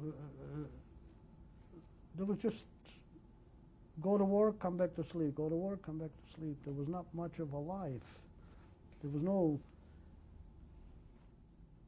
I mean, it wasn't a life as I remember, wasn't before the war. I mean, this was, I don't know what you call it. Was it prison life? I don't know what they do in prison. I was never in prison. But you just get up and you go to work and you come back and we go and bring on the way home we get our rations, come home and eat, and by the time you go to bed. You know, there was no other life. You know, Where were you, Mr. Stelman, when the war ended? Okay, in the same place. We were there till the end of the war, and by then I was working. I was still working. I learned a trade. I was in carpentry. I was very good at it. And my mother was a bit, well, I would estimate my mother before the war would be about 150, 160 in pounds. She was a hefty woman. If I remember my mother in 1945, I don't think she weighed more than 90 pounds. And she always had high blood pressure, as I remember. Anyway, they decided the end of 1945, the war finished, and decided all the people that came to the settlement from Poland as Polish citizens, they're free to go back. If they want, there are arranged transportation. See? And naturally we all jumped because life was very hard at that time, whether it was because of the war or whether because, you know, it was hard. And we jumped to it. So by then it was my mother and I, just the two of us, that's it. And again, we packed a little something you can just take with you, that's all. And one day, they herded everybody out to the train station, and the cattle trains came again, and up we go, and we traveled for another 3 weeks back to Poland. Well, what were the conditions like on the train traveling to Poland? You see, at that time, when I traveled, for some reason, traveling back, there were more Jews. There was like picked up along the way a lot of Jewish families, and they had organized on the train like a boss, or how shall I say, a committee to supervise, you know, and they were all Jewish people. So going back, we already had everything was organized for us, distribution of food. That everything was announced beforehand, although a few people got lost, you know. But how old were you then? And I was then 15, yeah. And it took you 3 weeks, you say? Well, that was normal traveling, 3 weeks. Well, we were far east. We were in Siberia somewhere, you know. Cold. I remember the cold, although I didn't feel it as much. I remember that you'd walk out in the middle of the winter, and it was crackling. The cold was so intense, you know, that you spit and it turns into ice. And for some reason, it didn't bother me that much. I mean, the only thing I remember is it was kind of funny when I think of this. We had outhouses. Where was this? In Russia. So what is an outhouse? What they do is they dig a hole, you know, build a little booth around it and dig a hole with a plank and with a hole in the middle. And go. But in the middle of the winter, and this doesn't sound like a good story, but it would fill up. And after a while, you couldn't sit, go up. So we had to wait for the winter to end so we can dig another hole. You couldn't dig in the middle of the winter. So we would suffer because we had nowhere to go. I mean, this hole is full. It doesn't sound like a good story, but this, in my mind, I thought it was funny. Mr. Stelman, so you were on the train for 3 Yeah. weeks, and you were heading where in Poland? Okay, going back to Poland, they took us down at that time to a city called Stettin. It's on the Baltic Sea, I think, somewhere on the Baltic. And at this city, at one time or another, it was always whoever had the upper hand, it was either German or was Poland or German. So going through centuries, you never knew. So when Germany had the upper hand, all the Germans would come in and occupy Stettin and live. But when the Polish took the upper hand, they chased out the German and Poland would come in. Now when we arrived there, it was early 1946, I think, we arrived to Stettin, the city was empty. Germans left. Poles didn't come in yet. Who chose that destination for you? I have no idea. I have no idea. They just were there. And who assisted you when you got there? Nobody. So we got there. Everybody's free to go. So my mother and I, we took care of a few possessions, get out this train, and we walked the streets to organize housing. Now everything you organize. So I look and I see this beautiful, we walk, and I see this beautiful home on a hill, like a little bit further from the street. Oh, that's nice. Come, let's go. So we walk in, and it was like a mansion. Now, you don't really take over the house. You look for just one room, you understand? So we find a nice room, big room, but there was no furniture. It was just empty. Next people, another family finds another room, until the whole house was occupied. So then I started roaming around, and I went up on the attic, and I found all the furniture up there. So we started schlepping down furniture, a bed for you, a bed for me, a spring, everybody distribution. And we moved in. That's it. We're living. So after about a week or so, I went down to the docks, and I started looking around, asking for a job. And sure enough, I found a job related to carpentry. I was in a foundry. So I would make wooden models, and for the foundry to pour the metal. They make a model, and they put it into a special sand, and it hardens, and when it hardens, they pour metal in. But to make that wooden model out of a blueprint, I could do. So I got a job. And I got a job. My mother was home. My mother wasn't too well, and suddenly I was providing for the two of us. And I was making money. And then one day, I don't remember how long. It must have been months. It couldn't have been very long. Suddenly, somebody came over at work and they says to me, "You're wanted in the office." So I went to the office. Says, "You have to go home. Your mother's not well." But when I got home, by streetcar, you go, and then I got home. My mother was already passed away. She died. My mother in 1946 was 43 years old. What did she die of? She had a stroke. And in 1946, I was 16, 17. So at that time, I had help from the Jewish community.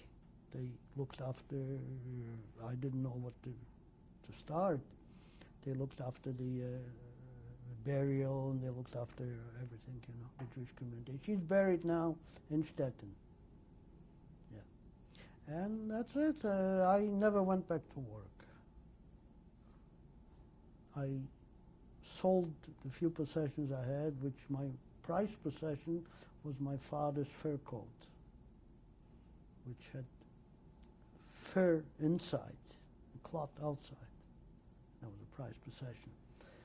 So, and then another one was my the eiderdown, the perenne. That was a prized possession. So I went and on the bazaar, and I'm selling everything out. I mean, what am I going to do with these? So I stayed. I had moved out. The house that we stayed in, suddenly the authorities swooped down and they threw us out. They said, it's too nice for you. So that didn't last long. We were there maybe a couple of weeks. So we had to look for we organized another room somewhere in another house, not as nice. But when my mother died, I moved in with two other boys, and I think they were Polish, they were not Jewish. I moved in with them into a room there, and I stayed, and and I was thinking of my options. What do I do now? I'm left all alone. So I remembered that my father had three sisters living in New York, which I remembered. Not only did I remember the three sisters, but I remembered the name of the street. And to this day, I remember 1080 Anderson Avenue. I never forgot it. My father used to say, remember, 1080 Anderson Avenue. I should never forget it. And sure enough, so my idea was, I want to go with my family. Now, how does one get from Stettin to New York? You know, so if you're a boy of 16, you ask questions. So most of my questions were asked from other 16-year-olds. So the answer I got, well, I hear the way the situation is now. In Germany, they have a city called Berlin, and Berlin is occupied by the American Army, and all you do, once you're in Berlin, the American Army, all you do, you buy a ticket, you go to New York. Oh, wonderful. So now, how do I get from Stettin to Berlin? So again, ask questions, and they said, well, there is an easy way. You join a kibbutz. At that time, we had organizations in Poland, the kibbutzim. Each political faction of Israel at that time had their own organization in Poland, attracting people and eventually to get to Israel. But they do get you across borders. You understand? So my idea, I joined, and the closest place to get from Stettin was to Berlin. So I joined some organization. Now, at that time, I didn't know any Israeli political organizations at all. I was not aware of it. And I was not, although I was aware of Israel, I was not aware of any political. It didn't make a difference to me. The first one I saw knocked on the door. And it happened to be the Linke Polizien, which was a communist-oriented. And at that time, I had sold all my possessions. And I remember it was 5,000 zlotys. At that time, it was a lot of money. Probably it was $1.50, I don't know. But at that time, it seemed like a lot of money. I come into there, and I said, I'm joining, and I want to be a part of you. And they, well, yeah, well, they explained to me that we leftist-oriented, and we're all equal, and what everybody has belongs to everybody else. So I said, goodbye, I'm not staying. But they said, why? And I explained to them, look, I have some money. And if it's money, it's mine. It doesn't belong to anybody else. They said, you know what? Keep your money. They let me stay. But I was going to walk out. And I stayed there. Oh, by the way, while I was there, it was then for the first time, I came in contact with the Jewish milieu, how shall I say. Up to then, I was never really in any Jewish, although I was called Jew many times and I had many, many fights, but I was never really where eat and sleep and live with Jews together, never. Mr. Stelman, Yeah. we're going to stop the tape for a few minutes and take a break.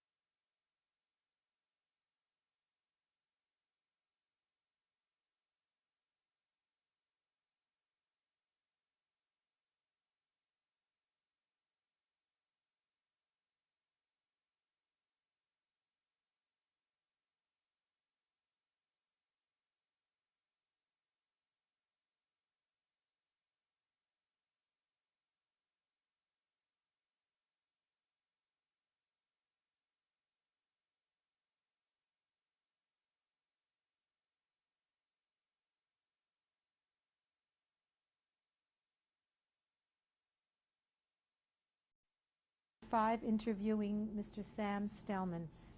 Mr. Stelman, before the break, you were talking about the communist group that you were involved with and your contact with Jews for the first time during the war. Before you continue with that, may I ask you to go back a little bit and tell me whether you ever went back to Lodz, your hometown, after the war?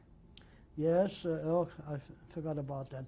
When my mother passed away, and I was left alone, now my objective was maybe there's family somewhere, you know.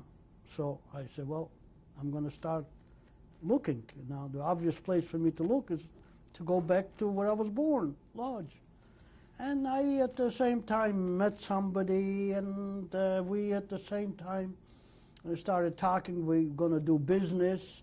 Now what kind of business? We had found a knitting machine in one of the attics, and there was a hand knitting machine, and we were going to take it to Lodz, and we're going to sell it, and you know, the whole thing. But so we did that. We took it apart, and there was one long part, one big part.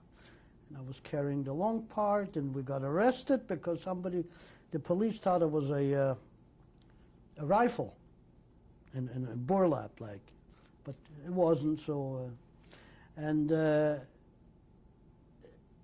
we arrived in Lodz by train. You buy a ticket, you arrive there. Who was this other person? The other person, I don't remember the name. It was a person, he was a few years older than me at that time. I was 16 or so, 17, and he must have been around 20. And he knew a little bit about knitting machines.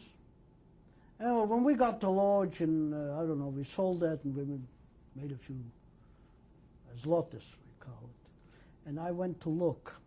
Now, first thing that I drove out to the neighborhood where I was living, I couldn't find a house. As a matter of fact, there were no houses. Could I stop you for a minute and ask you just to tell me about your train ride? Okay. Through the towns actually, to Lodz? Coming to Lodz, there was, I'm not too clear on it whether it was on the way there or on the way back. I think it was on the way back.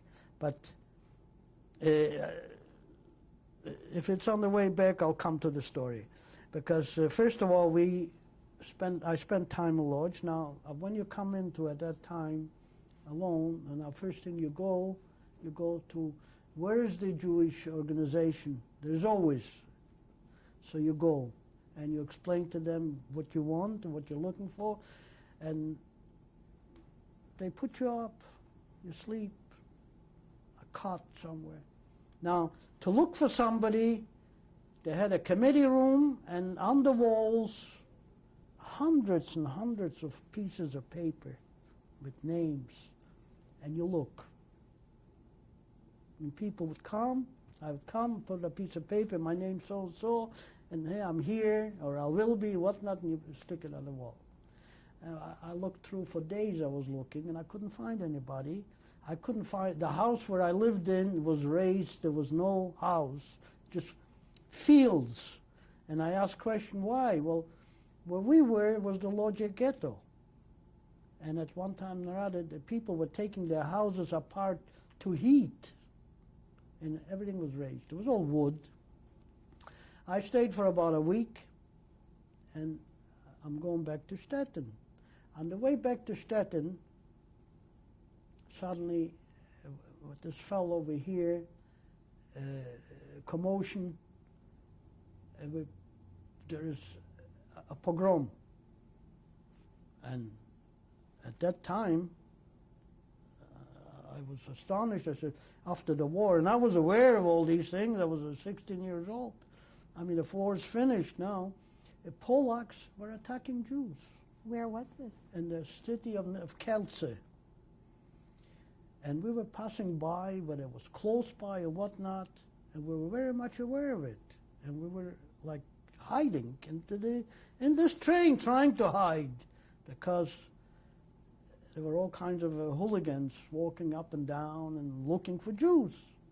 Did you witness this yourself? I did not witness anybody being beaten. I did not. But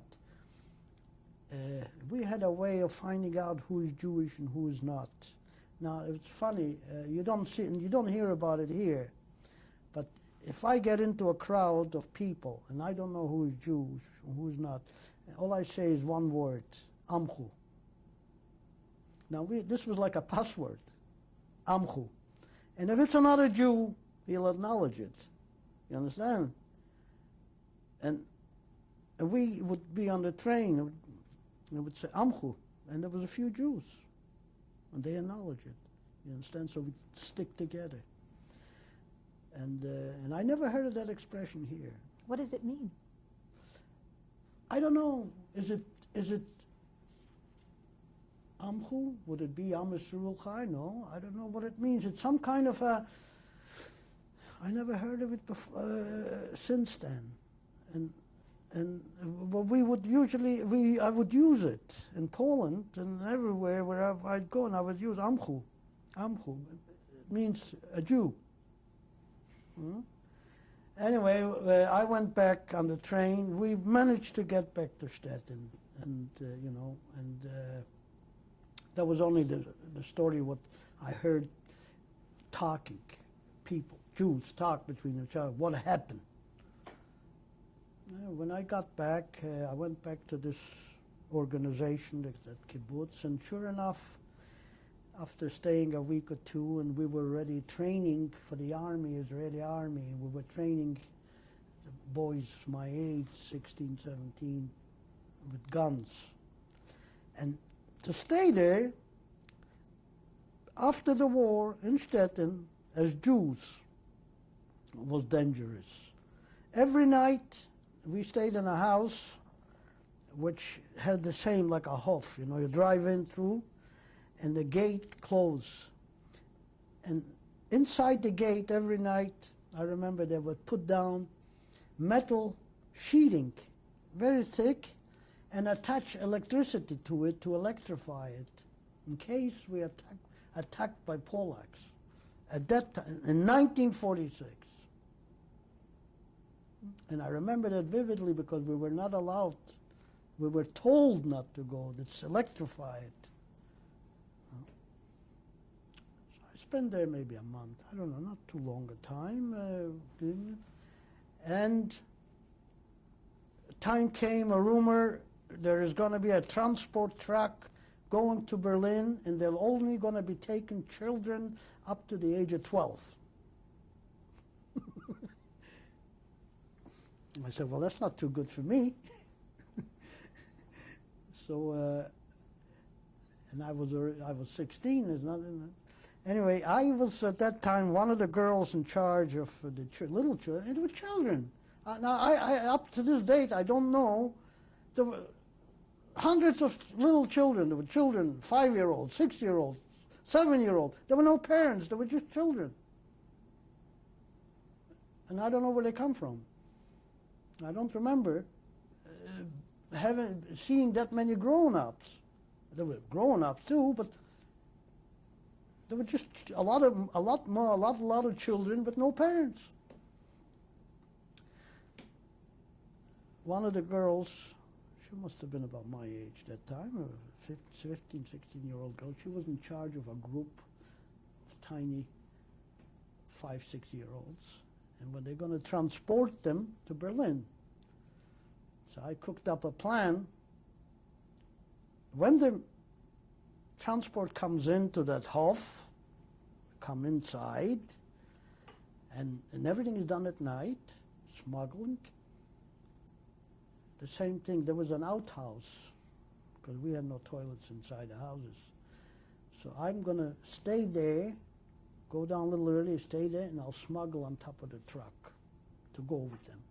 And this girl, she was my girlfriend then, she agreed to it, and we'll do something. What was her name? Do you remember? Don't remember. She was a pretty girl. She was very dark.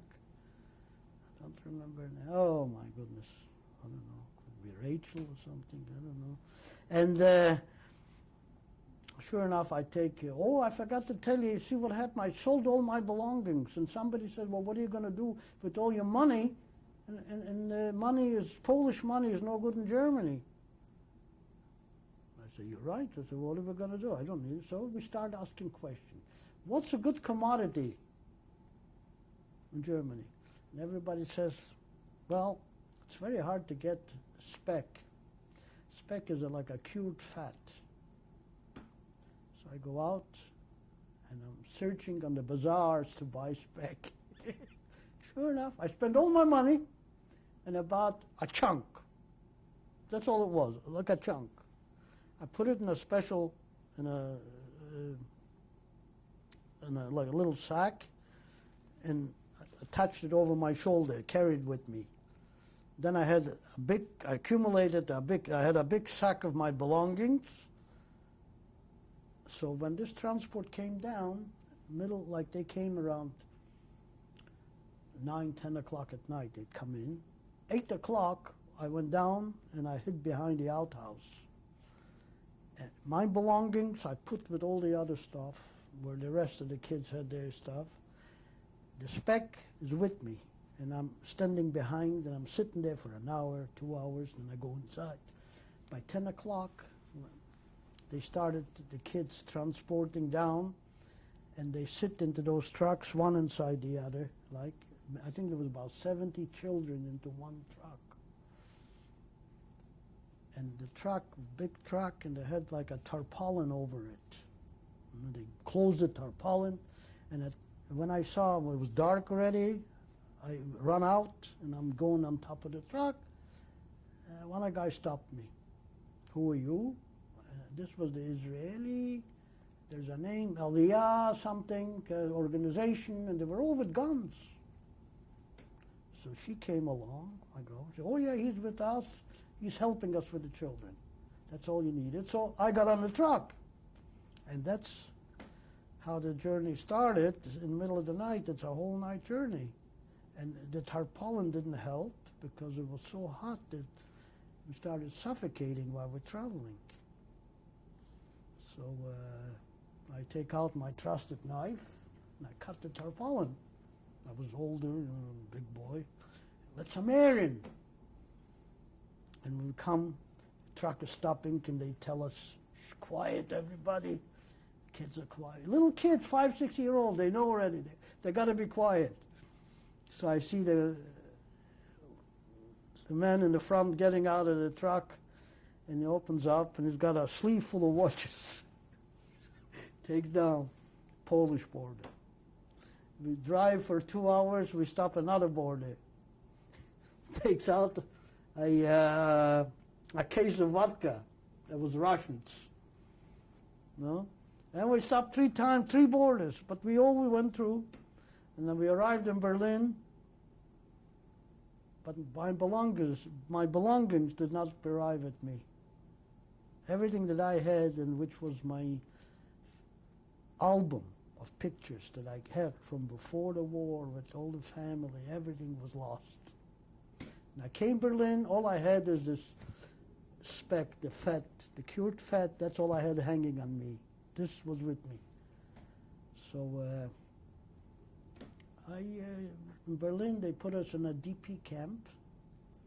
Where was the DP camp, or the name of it? It was a camp called Schlachtensee. There was quite a large population. There must have been about 8,000 people in a camp. And we had, I think it was supplied everything by the American Army, because we had like communal dining rooms, and we would go, everybody goes for breakfast and everybody goes for lunch. That was the first time I saw a white piece of bread in all the time since 1939. And it was that big.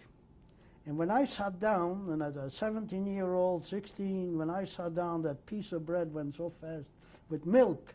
I must have eaten about 3 or 4 breads all at once. It was the first time. And because when we were in Russia, there was very little. I didn't see a fruit for 5 years. I didn't see a lot of, there was just basic bread. That's it. We had shipments come in once a month, so whatever it was. If it was one shipment of herring, we eat herring for the rest of the month. You understand? That was in Russia. So, when did you arrive in Schlachtensee? In it must have been sometimes in 46, the end of 46, I arrived, and basically was this organization that, with their, the idea was for us to transport to Israel eventually, and we were doing still training. But in my mind, I wanted to go to the States to family. But I found out that there's no such thing as buying a ticket and going to New York. So I stayed there for 8 months. And the stay over there was all right. You know, the UNRWA was taking care of us, and we had a lot of food, and accumulated clothing that were given, you know.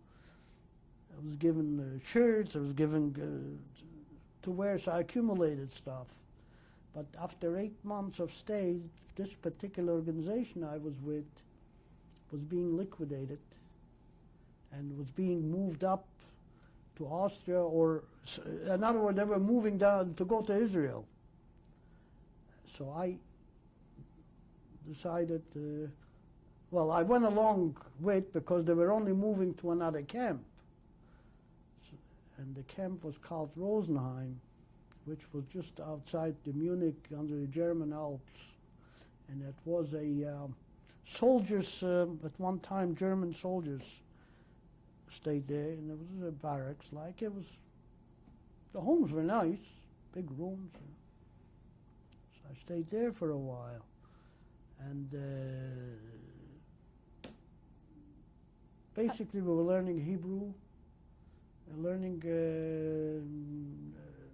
warfare, you know, battle thing we were learning. And I was there, I don't know, not a few months, 8 months. Did you learn a trade there of any kind? Did you have any training? No, not there, no. No, not at one time did I learn trade. We were more, at that time, we were more learning to go to war. Mm-hmm. But I didn't want to go to Israel, I wanted to go to New York. So after about 8 months, I don't remember the time exactly, the talk is they're going to liquidate this camp, everybody's going to Israel. So I meet somebody, and we start talking. He tells me he has a sister that lives in another camp, and he's going to stay with his sister. So I said, can I come along? Oh, he said, sure. You'll come and you'll stay with my sister too. One day we pick ourselves up, and it was camps with gates, with police, our own police, but police. We smuggle outside.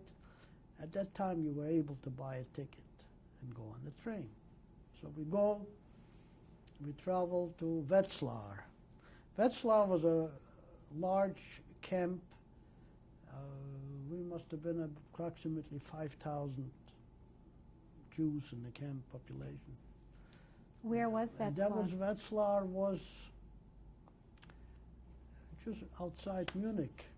No, Munich. Munich was the other one. Outside Frankfurt. Outside Frankfurt, to 50, 80 miles outside out of Frankfurt. A big camp, DP. And I stayed there for quite a long time. I got a job as I was doing the announcing on the radio. For that I was getting extra rations of milk and butter. Everything is rations, you know. Rations come in, we had blocks. We had 10 blocks. Everybody is assigned charge of the block, charge of distribution of the food. Well, I organized where I was the distribution of food in my block. And I also had the job of announcing, which we get extra rations. So I was doing all right. And meanwhile, my family was looking for me from New York. They were looking for me. It appears that my aunt lived outside, next to the Roosevelt estate in Rhinebeck. New York is the Roosevelt estate. My aunt had a property next to them, and she knew Mrs. Roosevelt. And she had approached Mrs. Roosevelt about me. Mrs. Roosevelt got in touch with the head of the, whether she was, I don't know, it was a woman, the head of the UNRWA in charge of all the children.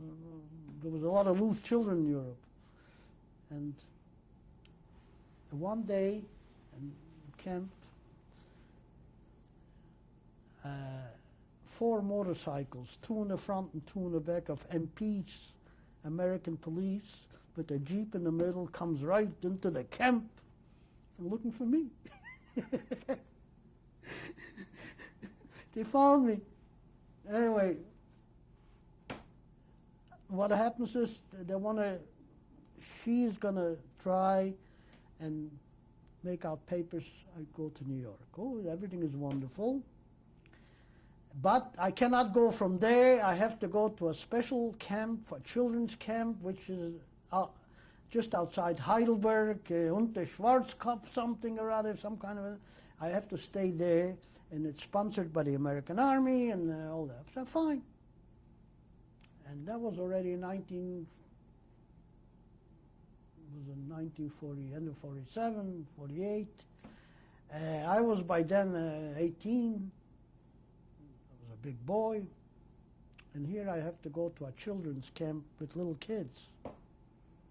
And anyway, I went, and I stayed there for 6 months. But I was suffering a lot. I was smoking, and I was already... and here I had to be in bed by 10 o'clock. After 6 months, I couldn't take it, and I left. I went back to Wetzlar. In the end, they couldn't arrange for me to go to New York. I was too old as a child.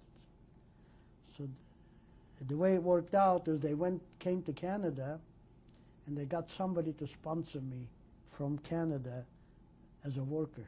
Who came to Canada to My get aunt. Your aunt? And who sponsored My you? 3 aunts, all 3 of them. Who sponsored you in Canada? Mrs. Schulman, well, she passed away, but I know her daughter's here, and I know her, and we see each other. They sponsored us. They sponsored me as to come as a work, and they guarantee that, and that's how I came to be here, is through. Naturally, my aunts took care of everything. All the monetary or whatever was involved, they took care of everything. And basically, that's the story of how I arrived in Canada. When did you arrive in Canada? In 1949, May of 1949, on the ship, the good ship called Sitya. We were 300 of us, approximately, into the hold of the ship. But that was all right. I had a good time. And, crossing the ocean. And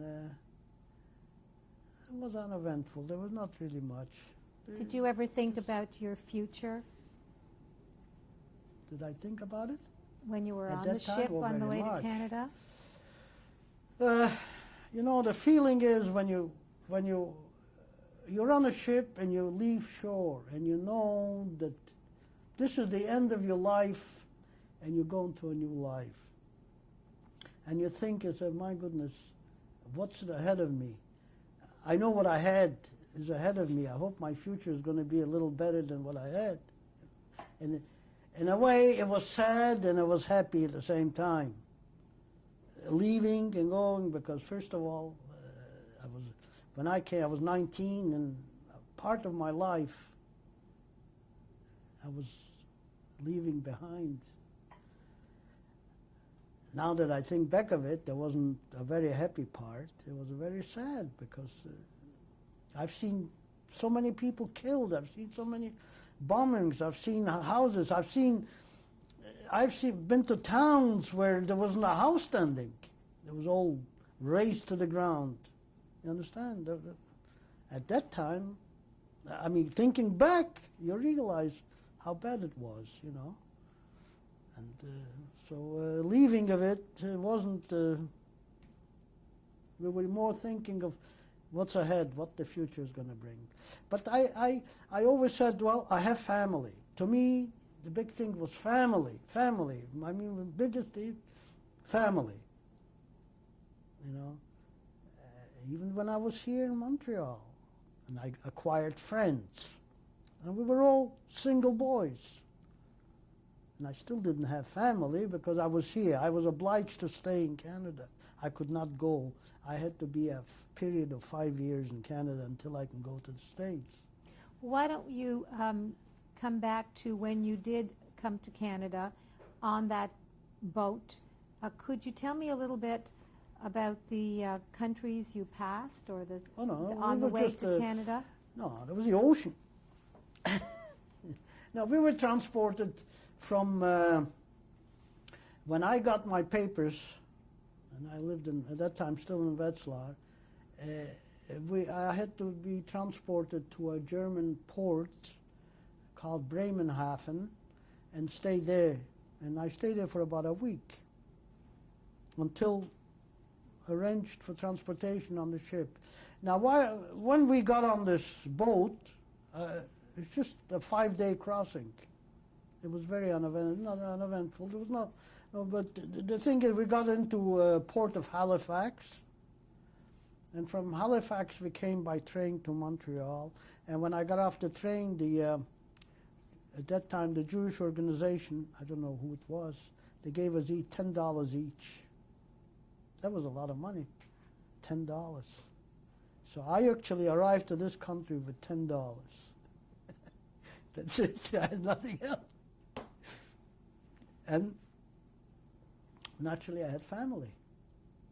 Of course, the family was there, and I was here. They came to visit. They were very nice to me. Everything was fine, but I was obliged to stay here. And they got me actually in touch with people about a job. Where did you stay when you came to Canada? When I came here, I came to a place on the Cuthbert Street. I don't know if you're familiar, you know Cuthbert Street at that time. I was rooming with another boy, and when I got my job, I was making $15 a week. And the first 3 months, I was paying room and board $15. What kind of work were you doing? I got a job in the printing. Yeah, I got a job. I was a helper. I was getting $15 a week, and I was paying $15 room and board. And I remember after 3 months, I got a raise. I was getting $18. I had an extra $3. That was a fortune then. I was able to go summertime, travel to Sentiget for 75 cents on a bus. But it was okay. There was a lot of food. We were never hungry. Did you speak the language? No, not in the beginning. I learned. I went to Baron Bing School in the evenings, and I learned the language from on the street, basically. I still get mixed up a little bit, you know, after so many years, but I think I learned enough. Mr. Stelman, we're going to take a short break right now. Okay.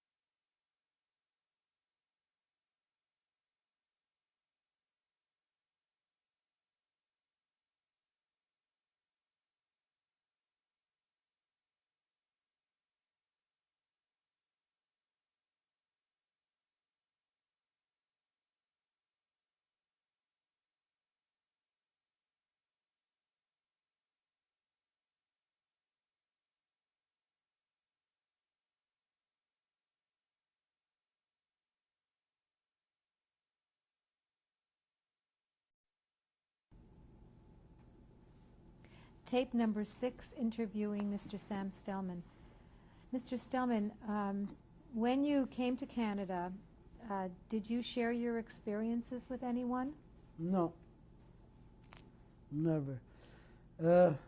I met a bunch of boys here that came over at the same approximate time. We were all single, no parents. Very few of us had any relatives, but we bonded and we became friends, and up to this date we're basically the same friends. I have no other friends. Who are some of these people? And we never discussed our experiences of Germany. Never. I don't ever remember to sit down to discuss. Once in a while we want to say, yes, I was in Dachau, I was in Auschwitz, I was in the underground, but we never discussed any particulars. Why, I don't know.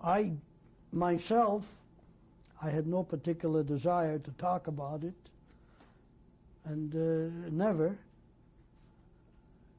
Even when my children grew up and they kept asking me questions every once in a while, I tell them a little story, but I never wanted to talk about it. It was something that really wasn't very pleasant. It wasn't a happy time. I suppose now it's different. I don't know. I feel that what happened should be told, and people should know about these things. With all the experience, although my experience may not be maybe as bad as others, but there was a war, and I've seen plenty of killings and plenty of dead and plenty. I've seen it. So why we never talked? I don't know. Maybe doctors could tell us, but I have no idea why. Did anyone ask you any questions about the war? Well, not between my friends, because between my friends we didn't. Everybody had his own story, and we knew. Even now, we know that each one of us can write a book. I mean, it's a story. And each one of us has a different story. But the only questions I ever asked were my children. Once in a while, will tell us what happened, how did you do, how did you go, how did you win. Well, you know, we survived. The main thing is survival. And we survived. How do you think you were affected throughout your life by the war? Well, I feel now, at my age right now, I feel much better. I have family, I have my own, I feel better, but I used to, in my younger years, especially before I was married, I felt like I was lost. I was an outsider. You know, I remember we were boys walking the street, even in Montreal, Passover, and everybody was sitting having a seder. We had nowhere to go. We'd go to a movie. Although I felt that, you know, I belong, but we had nowhere to go. You know, and I felt very sad about it. And my main, you know, and family was my objective all my life. When I met my wife, my biggest attraction is to be Friday night at their family table. You know, and her mother was a wonderful cook. And I came into a big family. There were there was 6 children. There were 4 daughters and 2 boys. When did you my get wife's married? family. I got married in 1954. And who did you marry? Who did I? What is your wife's name? Oh, my name, Jacqueline. Jacqueline Rayner is her maiden name, and they came here from England. Old tradition. You understand? Old tradition. A father, a mother, and children, and the father is the head of the family. And I like that. We got involved, you know, we started going out, and at that time I liked dancing, and my wife liked dancing, and we were going out and meet the dancers. But mainly, like I said, Friday nights were the big deal to me at that time. I was looking forward to it. How do you think your experiences affected your marriage, if it did? No, I don't know.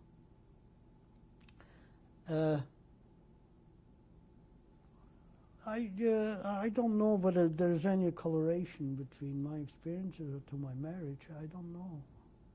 If there is, I wouldn't know. For some reason, it's a new life. You forget about the past. You understand? And it's the future. And you do the best you can to survive. You know, that was the mentality at that time, of course now different, but the mentality when I was young was survival. And you do everything to survive. What we call organize.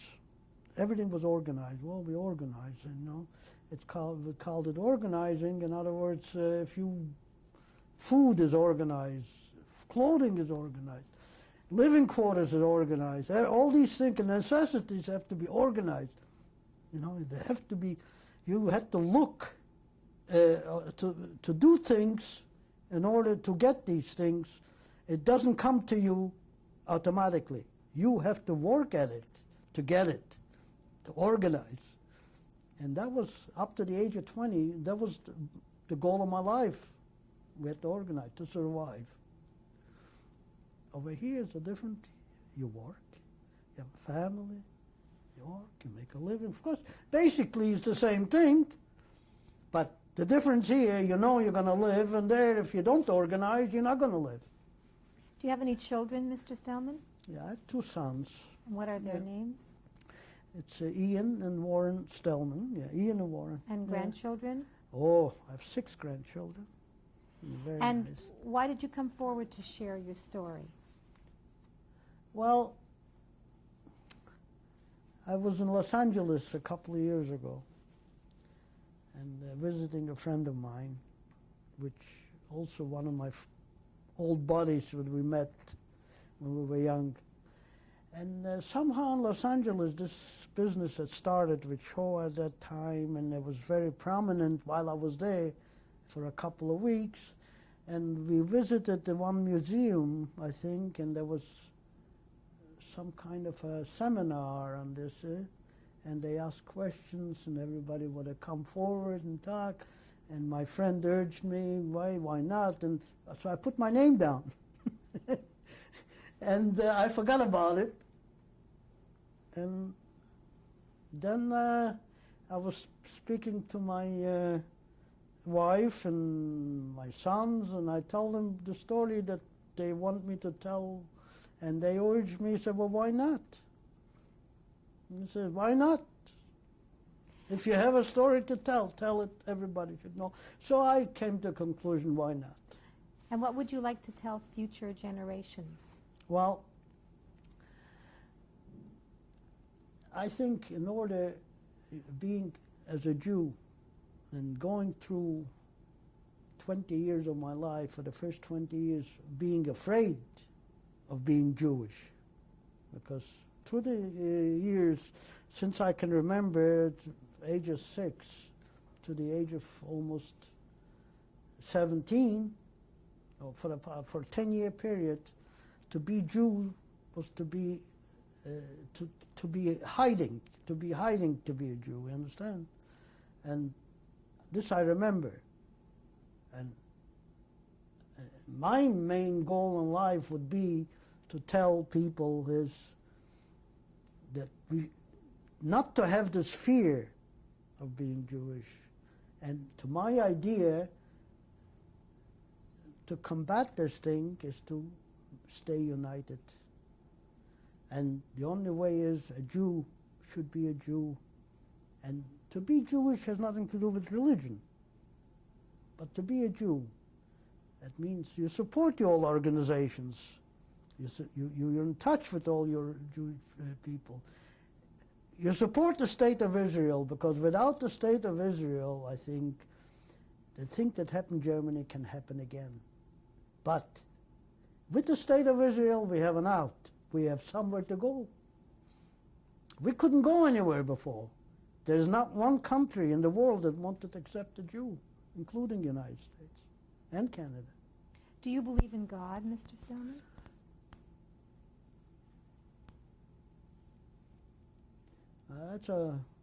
That's not an easy question to answer, but I believe in God. Is there another being?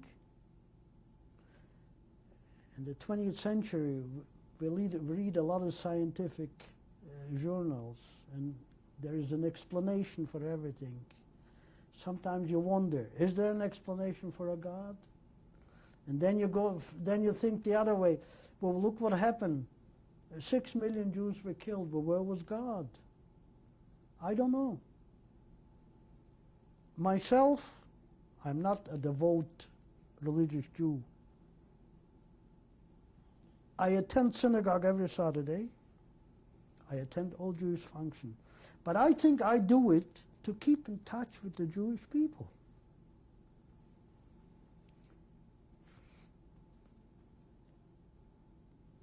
That's basically my idea of staying united, of being with my own.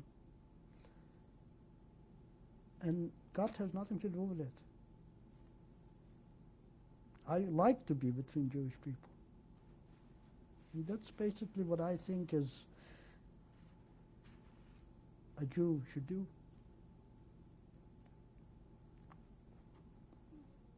Why do you think you survived the war? Why did I survive? Who's to say? Maybe I was a little tougher, scratching more than the other guy. We had that one in 1942. I remember we had very little, and there was very little food.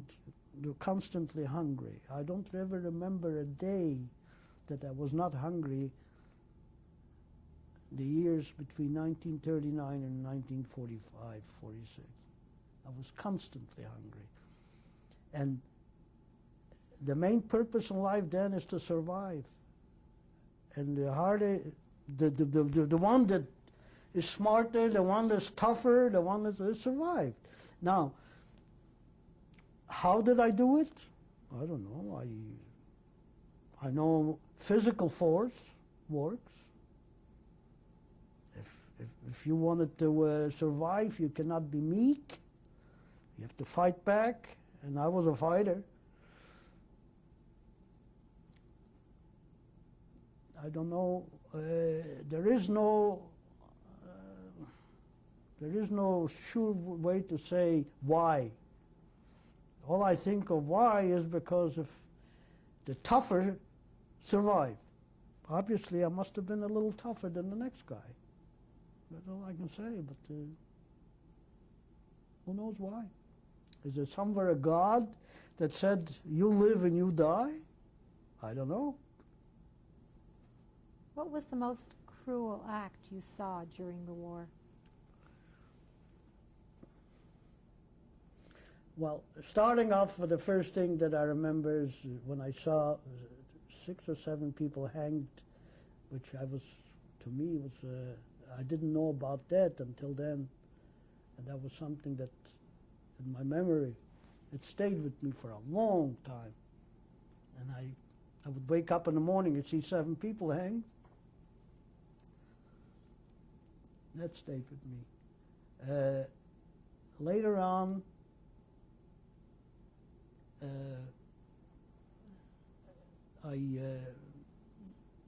when I was in Russia, dying was an everyday occurrence. In other words, you didn't, it was something that you eat, you sleep, you go to work, you die.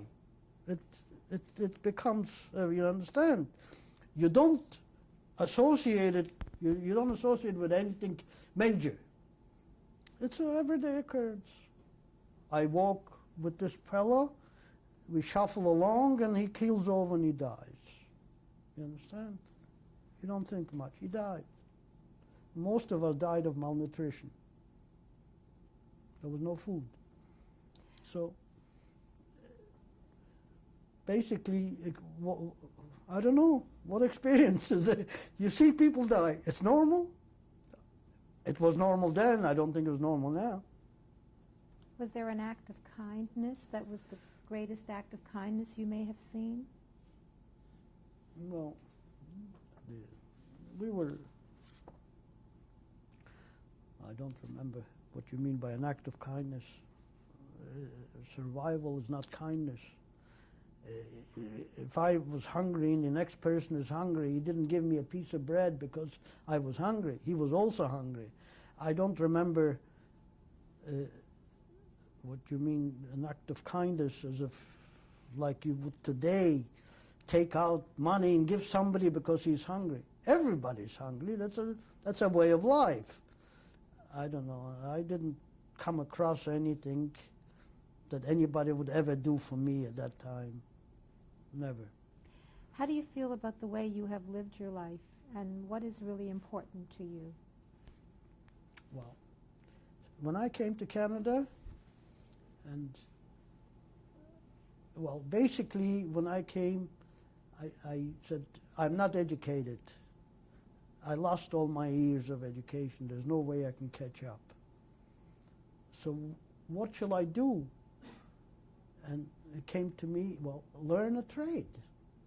Once you know a trade, you can scratch a living. You can always make a living. But make a little, make a lot, but you can always do something. So that's when I decided, what am I going to learn? And it came to me, I'm going to be a printer. Fine, which at that time it's a wonderful trade, and it still is. So when I learned the trade and I became to work, I was actually settled and happy about it. I'm not one to look for big things and be aggressive enough to move on more and more and more. Every time when somebody says to me, oh, I want this and this, I said, well, what did you have last time? Did you have that when you were younger? You didn't, you know? Or I should say, what did you have where you came from? Everything that you have now is a bonus. And I feel that way now. And when I came to this country with $10, and I look around what I have now, it's a bonus. Now, I'm not saying I did it all myself, because my wife helped.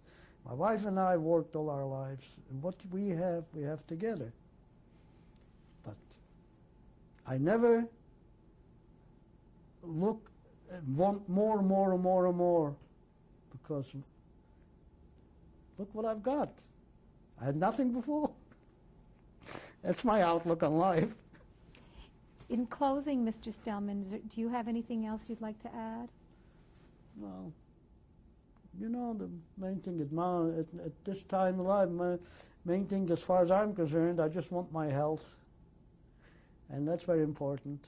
And I want my family.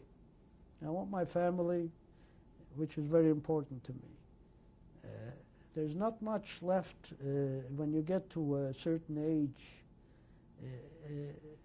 Wealth is not a big deal anymore. You know, I've traveled, I've been, I've seen. It's the people around you that count. And this is my main worry. Well, I shouldn't say worry, but my main outlook is to have these people around me, and we should be all together. That's all I think about. Thank you very much. You're welcome. Yeah, these are my grandparents on my father's side. Of course, not on the left, my grandmother and my grandfather. Actually, my grandfather, I'm named after my grandfather, Stelman Zalman. That's the original Stelman Zalman. And his last name? And they were called Steinman for some reason, and I'm called Stelman. The name changed, but we're still the same family. And your grandmother's name? I don't remember my grandmother's name, but this picture I acquired recently. And when was it taken? Well, that was taken at the turn of the century, I suppose, when they looked to be middle-aged here, or past middle-aged. And where was it Must be in the taken? early century. It was taken in, I think it must have been in, it was either Lodge, if not. If I remember correctly, my grandmother passed away in New York City. I don't remember my grandfather, but I think she was immigrated to New York. And so this was taken, you say, in Lodge, maybe? It could have been in Lodge before the war, but before, in the turn of the century yet. Okay, thank you very much. Oh, this is a picture of my mother in the middle. What is your mother's Hannah. name? This is my mother, Hannah, and her sister sitting. Her name is Fege. And that was a young brother, which I never met, and he passed away at a young age. And their last name at the last time? name was Rechthand, right hand. And where was this taken? I don't know whether this was still in Lodge, in Kozinets or Lodge, And one of the two. do you remember when it was taken? I would suppose that my mother looks here single, not married. She married in 1924, so that was sometime before 1924. Thank you very much. Well, this is a fascinating picture that I came across only last year from some cousins that I have in the States. And this happens to be my father standing and my grandmother on the right. Your father's name, please? And my father's name was Wolf Stelman. And my grandmother and a sister, my aunt. Your grandmother's name? That's a good one. I don't remember my grandmother's name. I never met my grandmother. And your aunt's name? And her name is Frances. She lived in New York for many, many years, and she passed away in New York. And I know her as Frances. And they're standing over the grave of my grandfather. And where was this picture taken? That must be taken somewhere in Poland in the late 20s. Thank you very much. Oh, this is a picture also that I got after the war from family in the United States. That's me in the middle. I was 1 year old. And your name? My name is Sam, at that time known as Shlomo. And my mother and father. I suppose this was taken in 1930. And where was it taken? It would be in Lodz, Poland. Thank you very much. Oh, this is a picture that I found. It's my mother on the left and myself, approximately 5, 6 years old, and my mother's sister on the right. And your mother's sister's name? And the name is, this is Fege. She still lives in Israel, and her daughter. What is her daughter's name? Her daughter's name is Luba. And where was this taken? This looks like it was taken in the country in the mid-30s. What country? And what I meant in the country is like a summer home, like in somewhere outside of Lodz. Thank you very much. Okay. Oh, this is a fascinating picture that I found recently. It's a cousin of mine that I attended wedding many years ago when I was only 5 or 6. Your cousin's name? Oh, I don't remember their names. I remember his name is Max. And when was the picture taken? This was taken, I suppose, in the mid-30s. And where? In Lodz. And I suppose they all perished during the war. I've never seen them again. Thank you. Oh, there was a little picture that I found taken in Russia. I looked to be around 12 years old. And your 12, name? 13 years old. Name at that time? Well, I was Shlomo. And your last name? Stelman. And it was taken where in Russia? It was taken in Russia in this settlement just outside Zlatoust. And there was a photograph for official document that I must be some kind of a passport or picture that I tore off and it kept with me. And all when these was it years. taken? What year? It must be in 43, 42 maybe. Thank you. This is a picture of one of the DP camps in Wetzlar, Germany. And these are a bunch of friends. And actually, this is at the train station. They were all leaving for Israel. Can you identify the people in the picture? I remember her name. The Where? girl's name was Bronya. Where is she? She's in the middle. There's only one girl there. She's in the middle, and I don't remember their names. And where are I'm you? I'm standing on the left-hand side. Your name? The name Sam Stelman is standing, and gee, I was very skinny then. And the year that was taken? That was taken, I would say, about 48, around 48, 40, yeah, would have been in 1948. Thank you. Oh, this is the only picture I have taken coming over on the boat from Germany to Canada. And now, I don't know any of the people beside me, but that's the only one I have, and you can see the ocean behind me. where are you in the picture? I'm on the very right-hand side, sitting on the rail. And your name? Sam Stelman. And when was this taken? I was taken in May of 1949. Thank you. Oh yeah, this is my aunt in Israel. That's the same aunt that we went to visit in Russia. And What is her name? Her name is Fege. And her last name? Fege Gonik. And she lives now in Beersheba, in Omer, Beersheba. And I went to visit her this past May. She's 92 years old. And when was this taken? And this was I took this picture this past May. Okay. Thank you. You're welcome.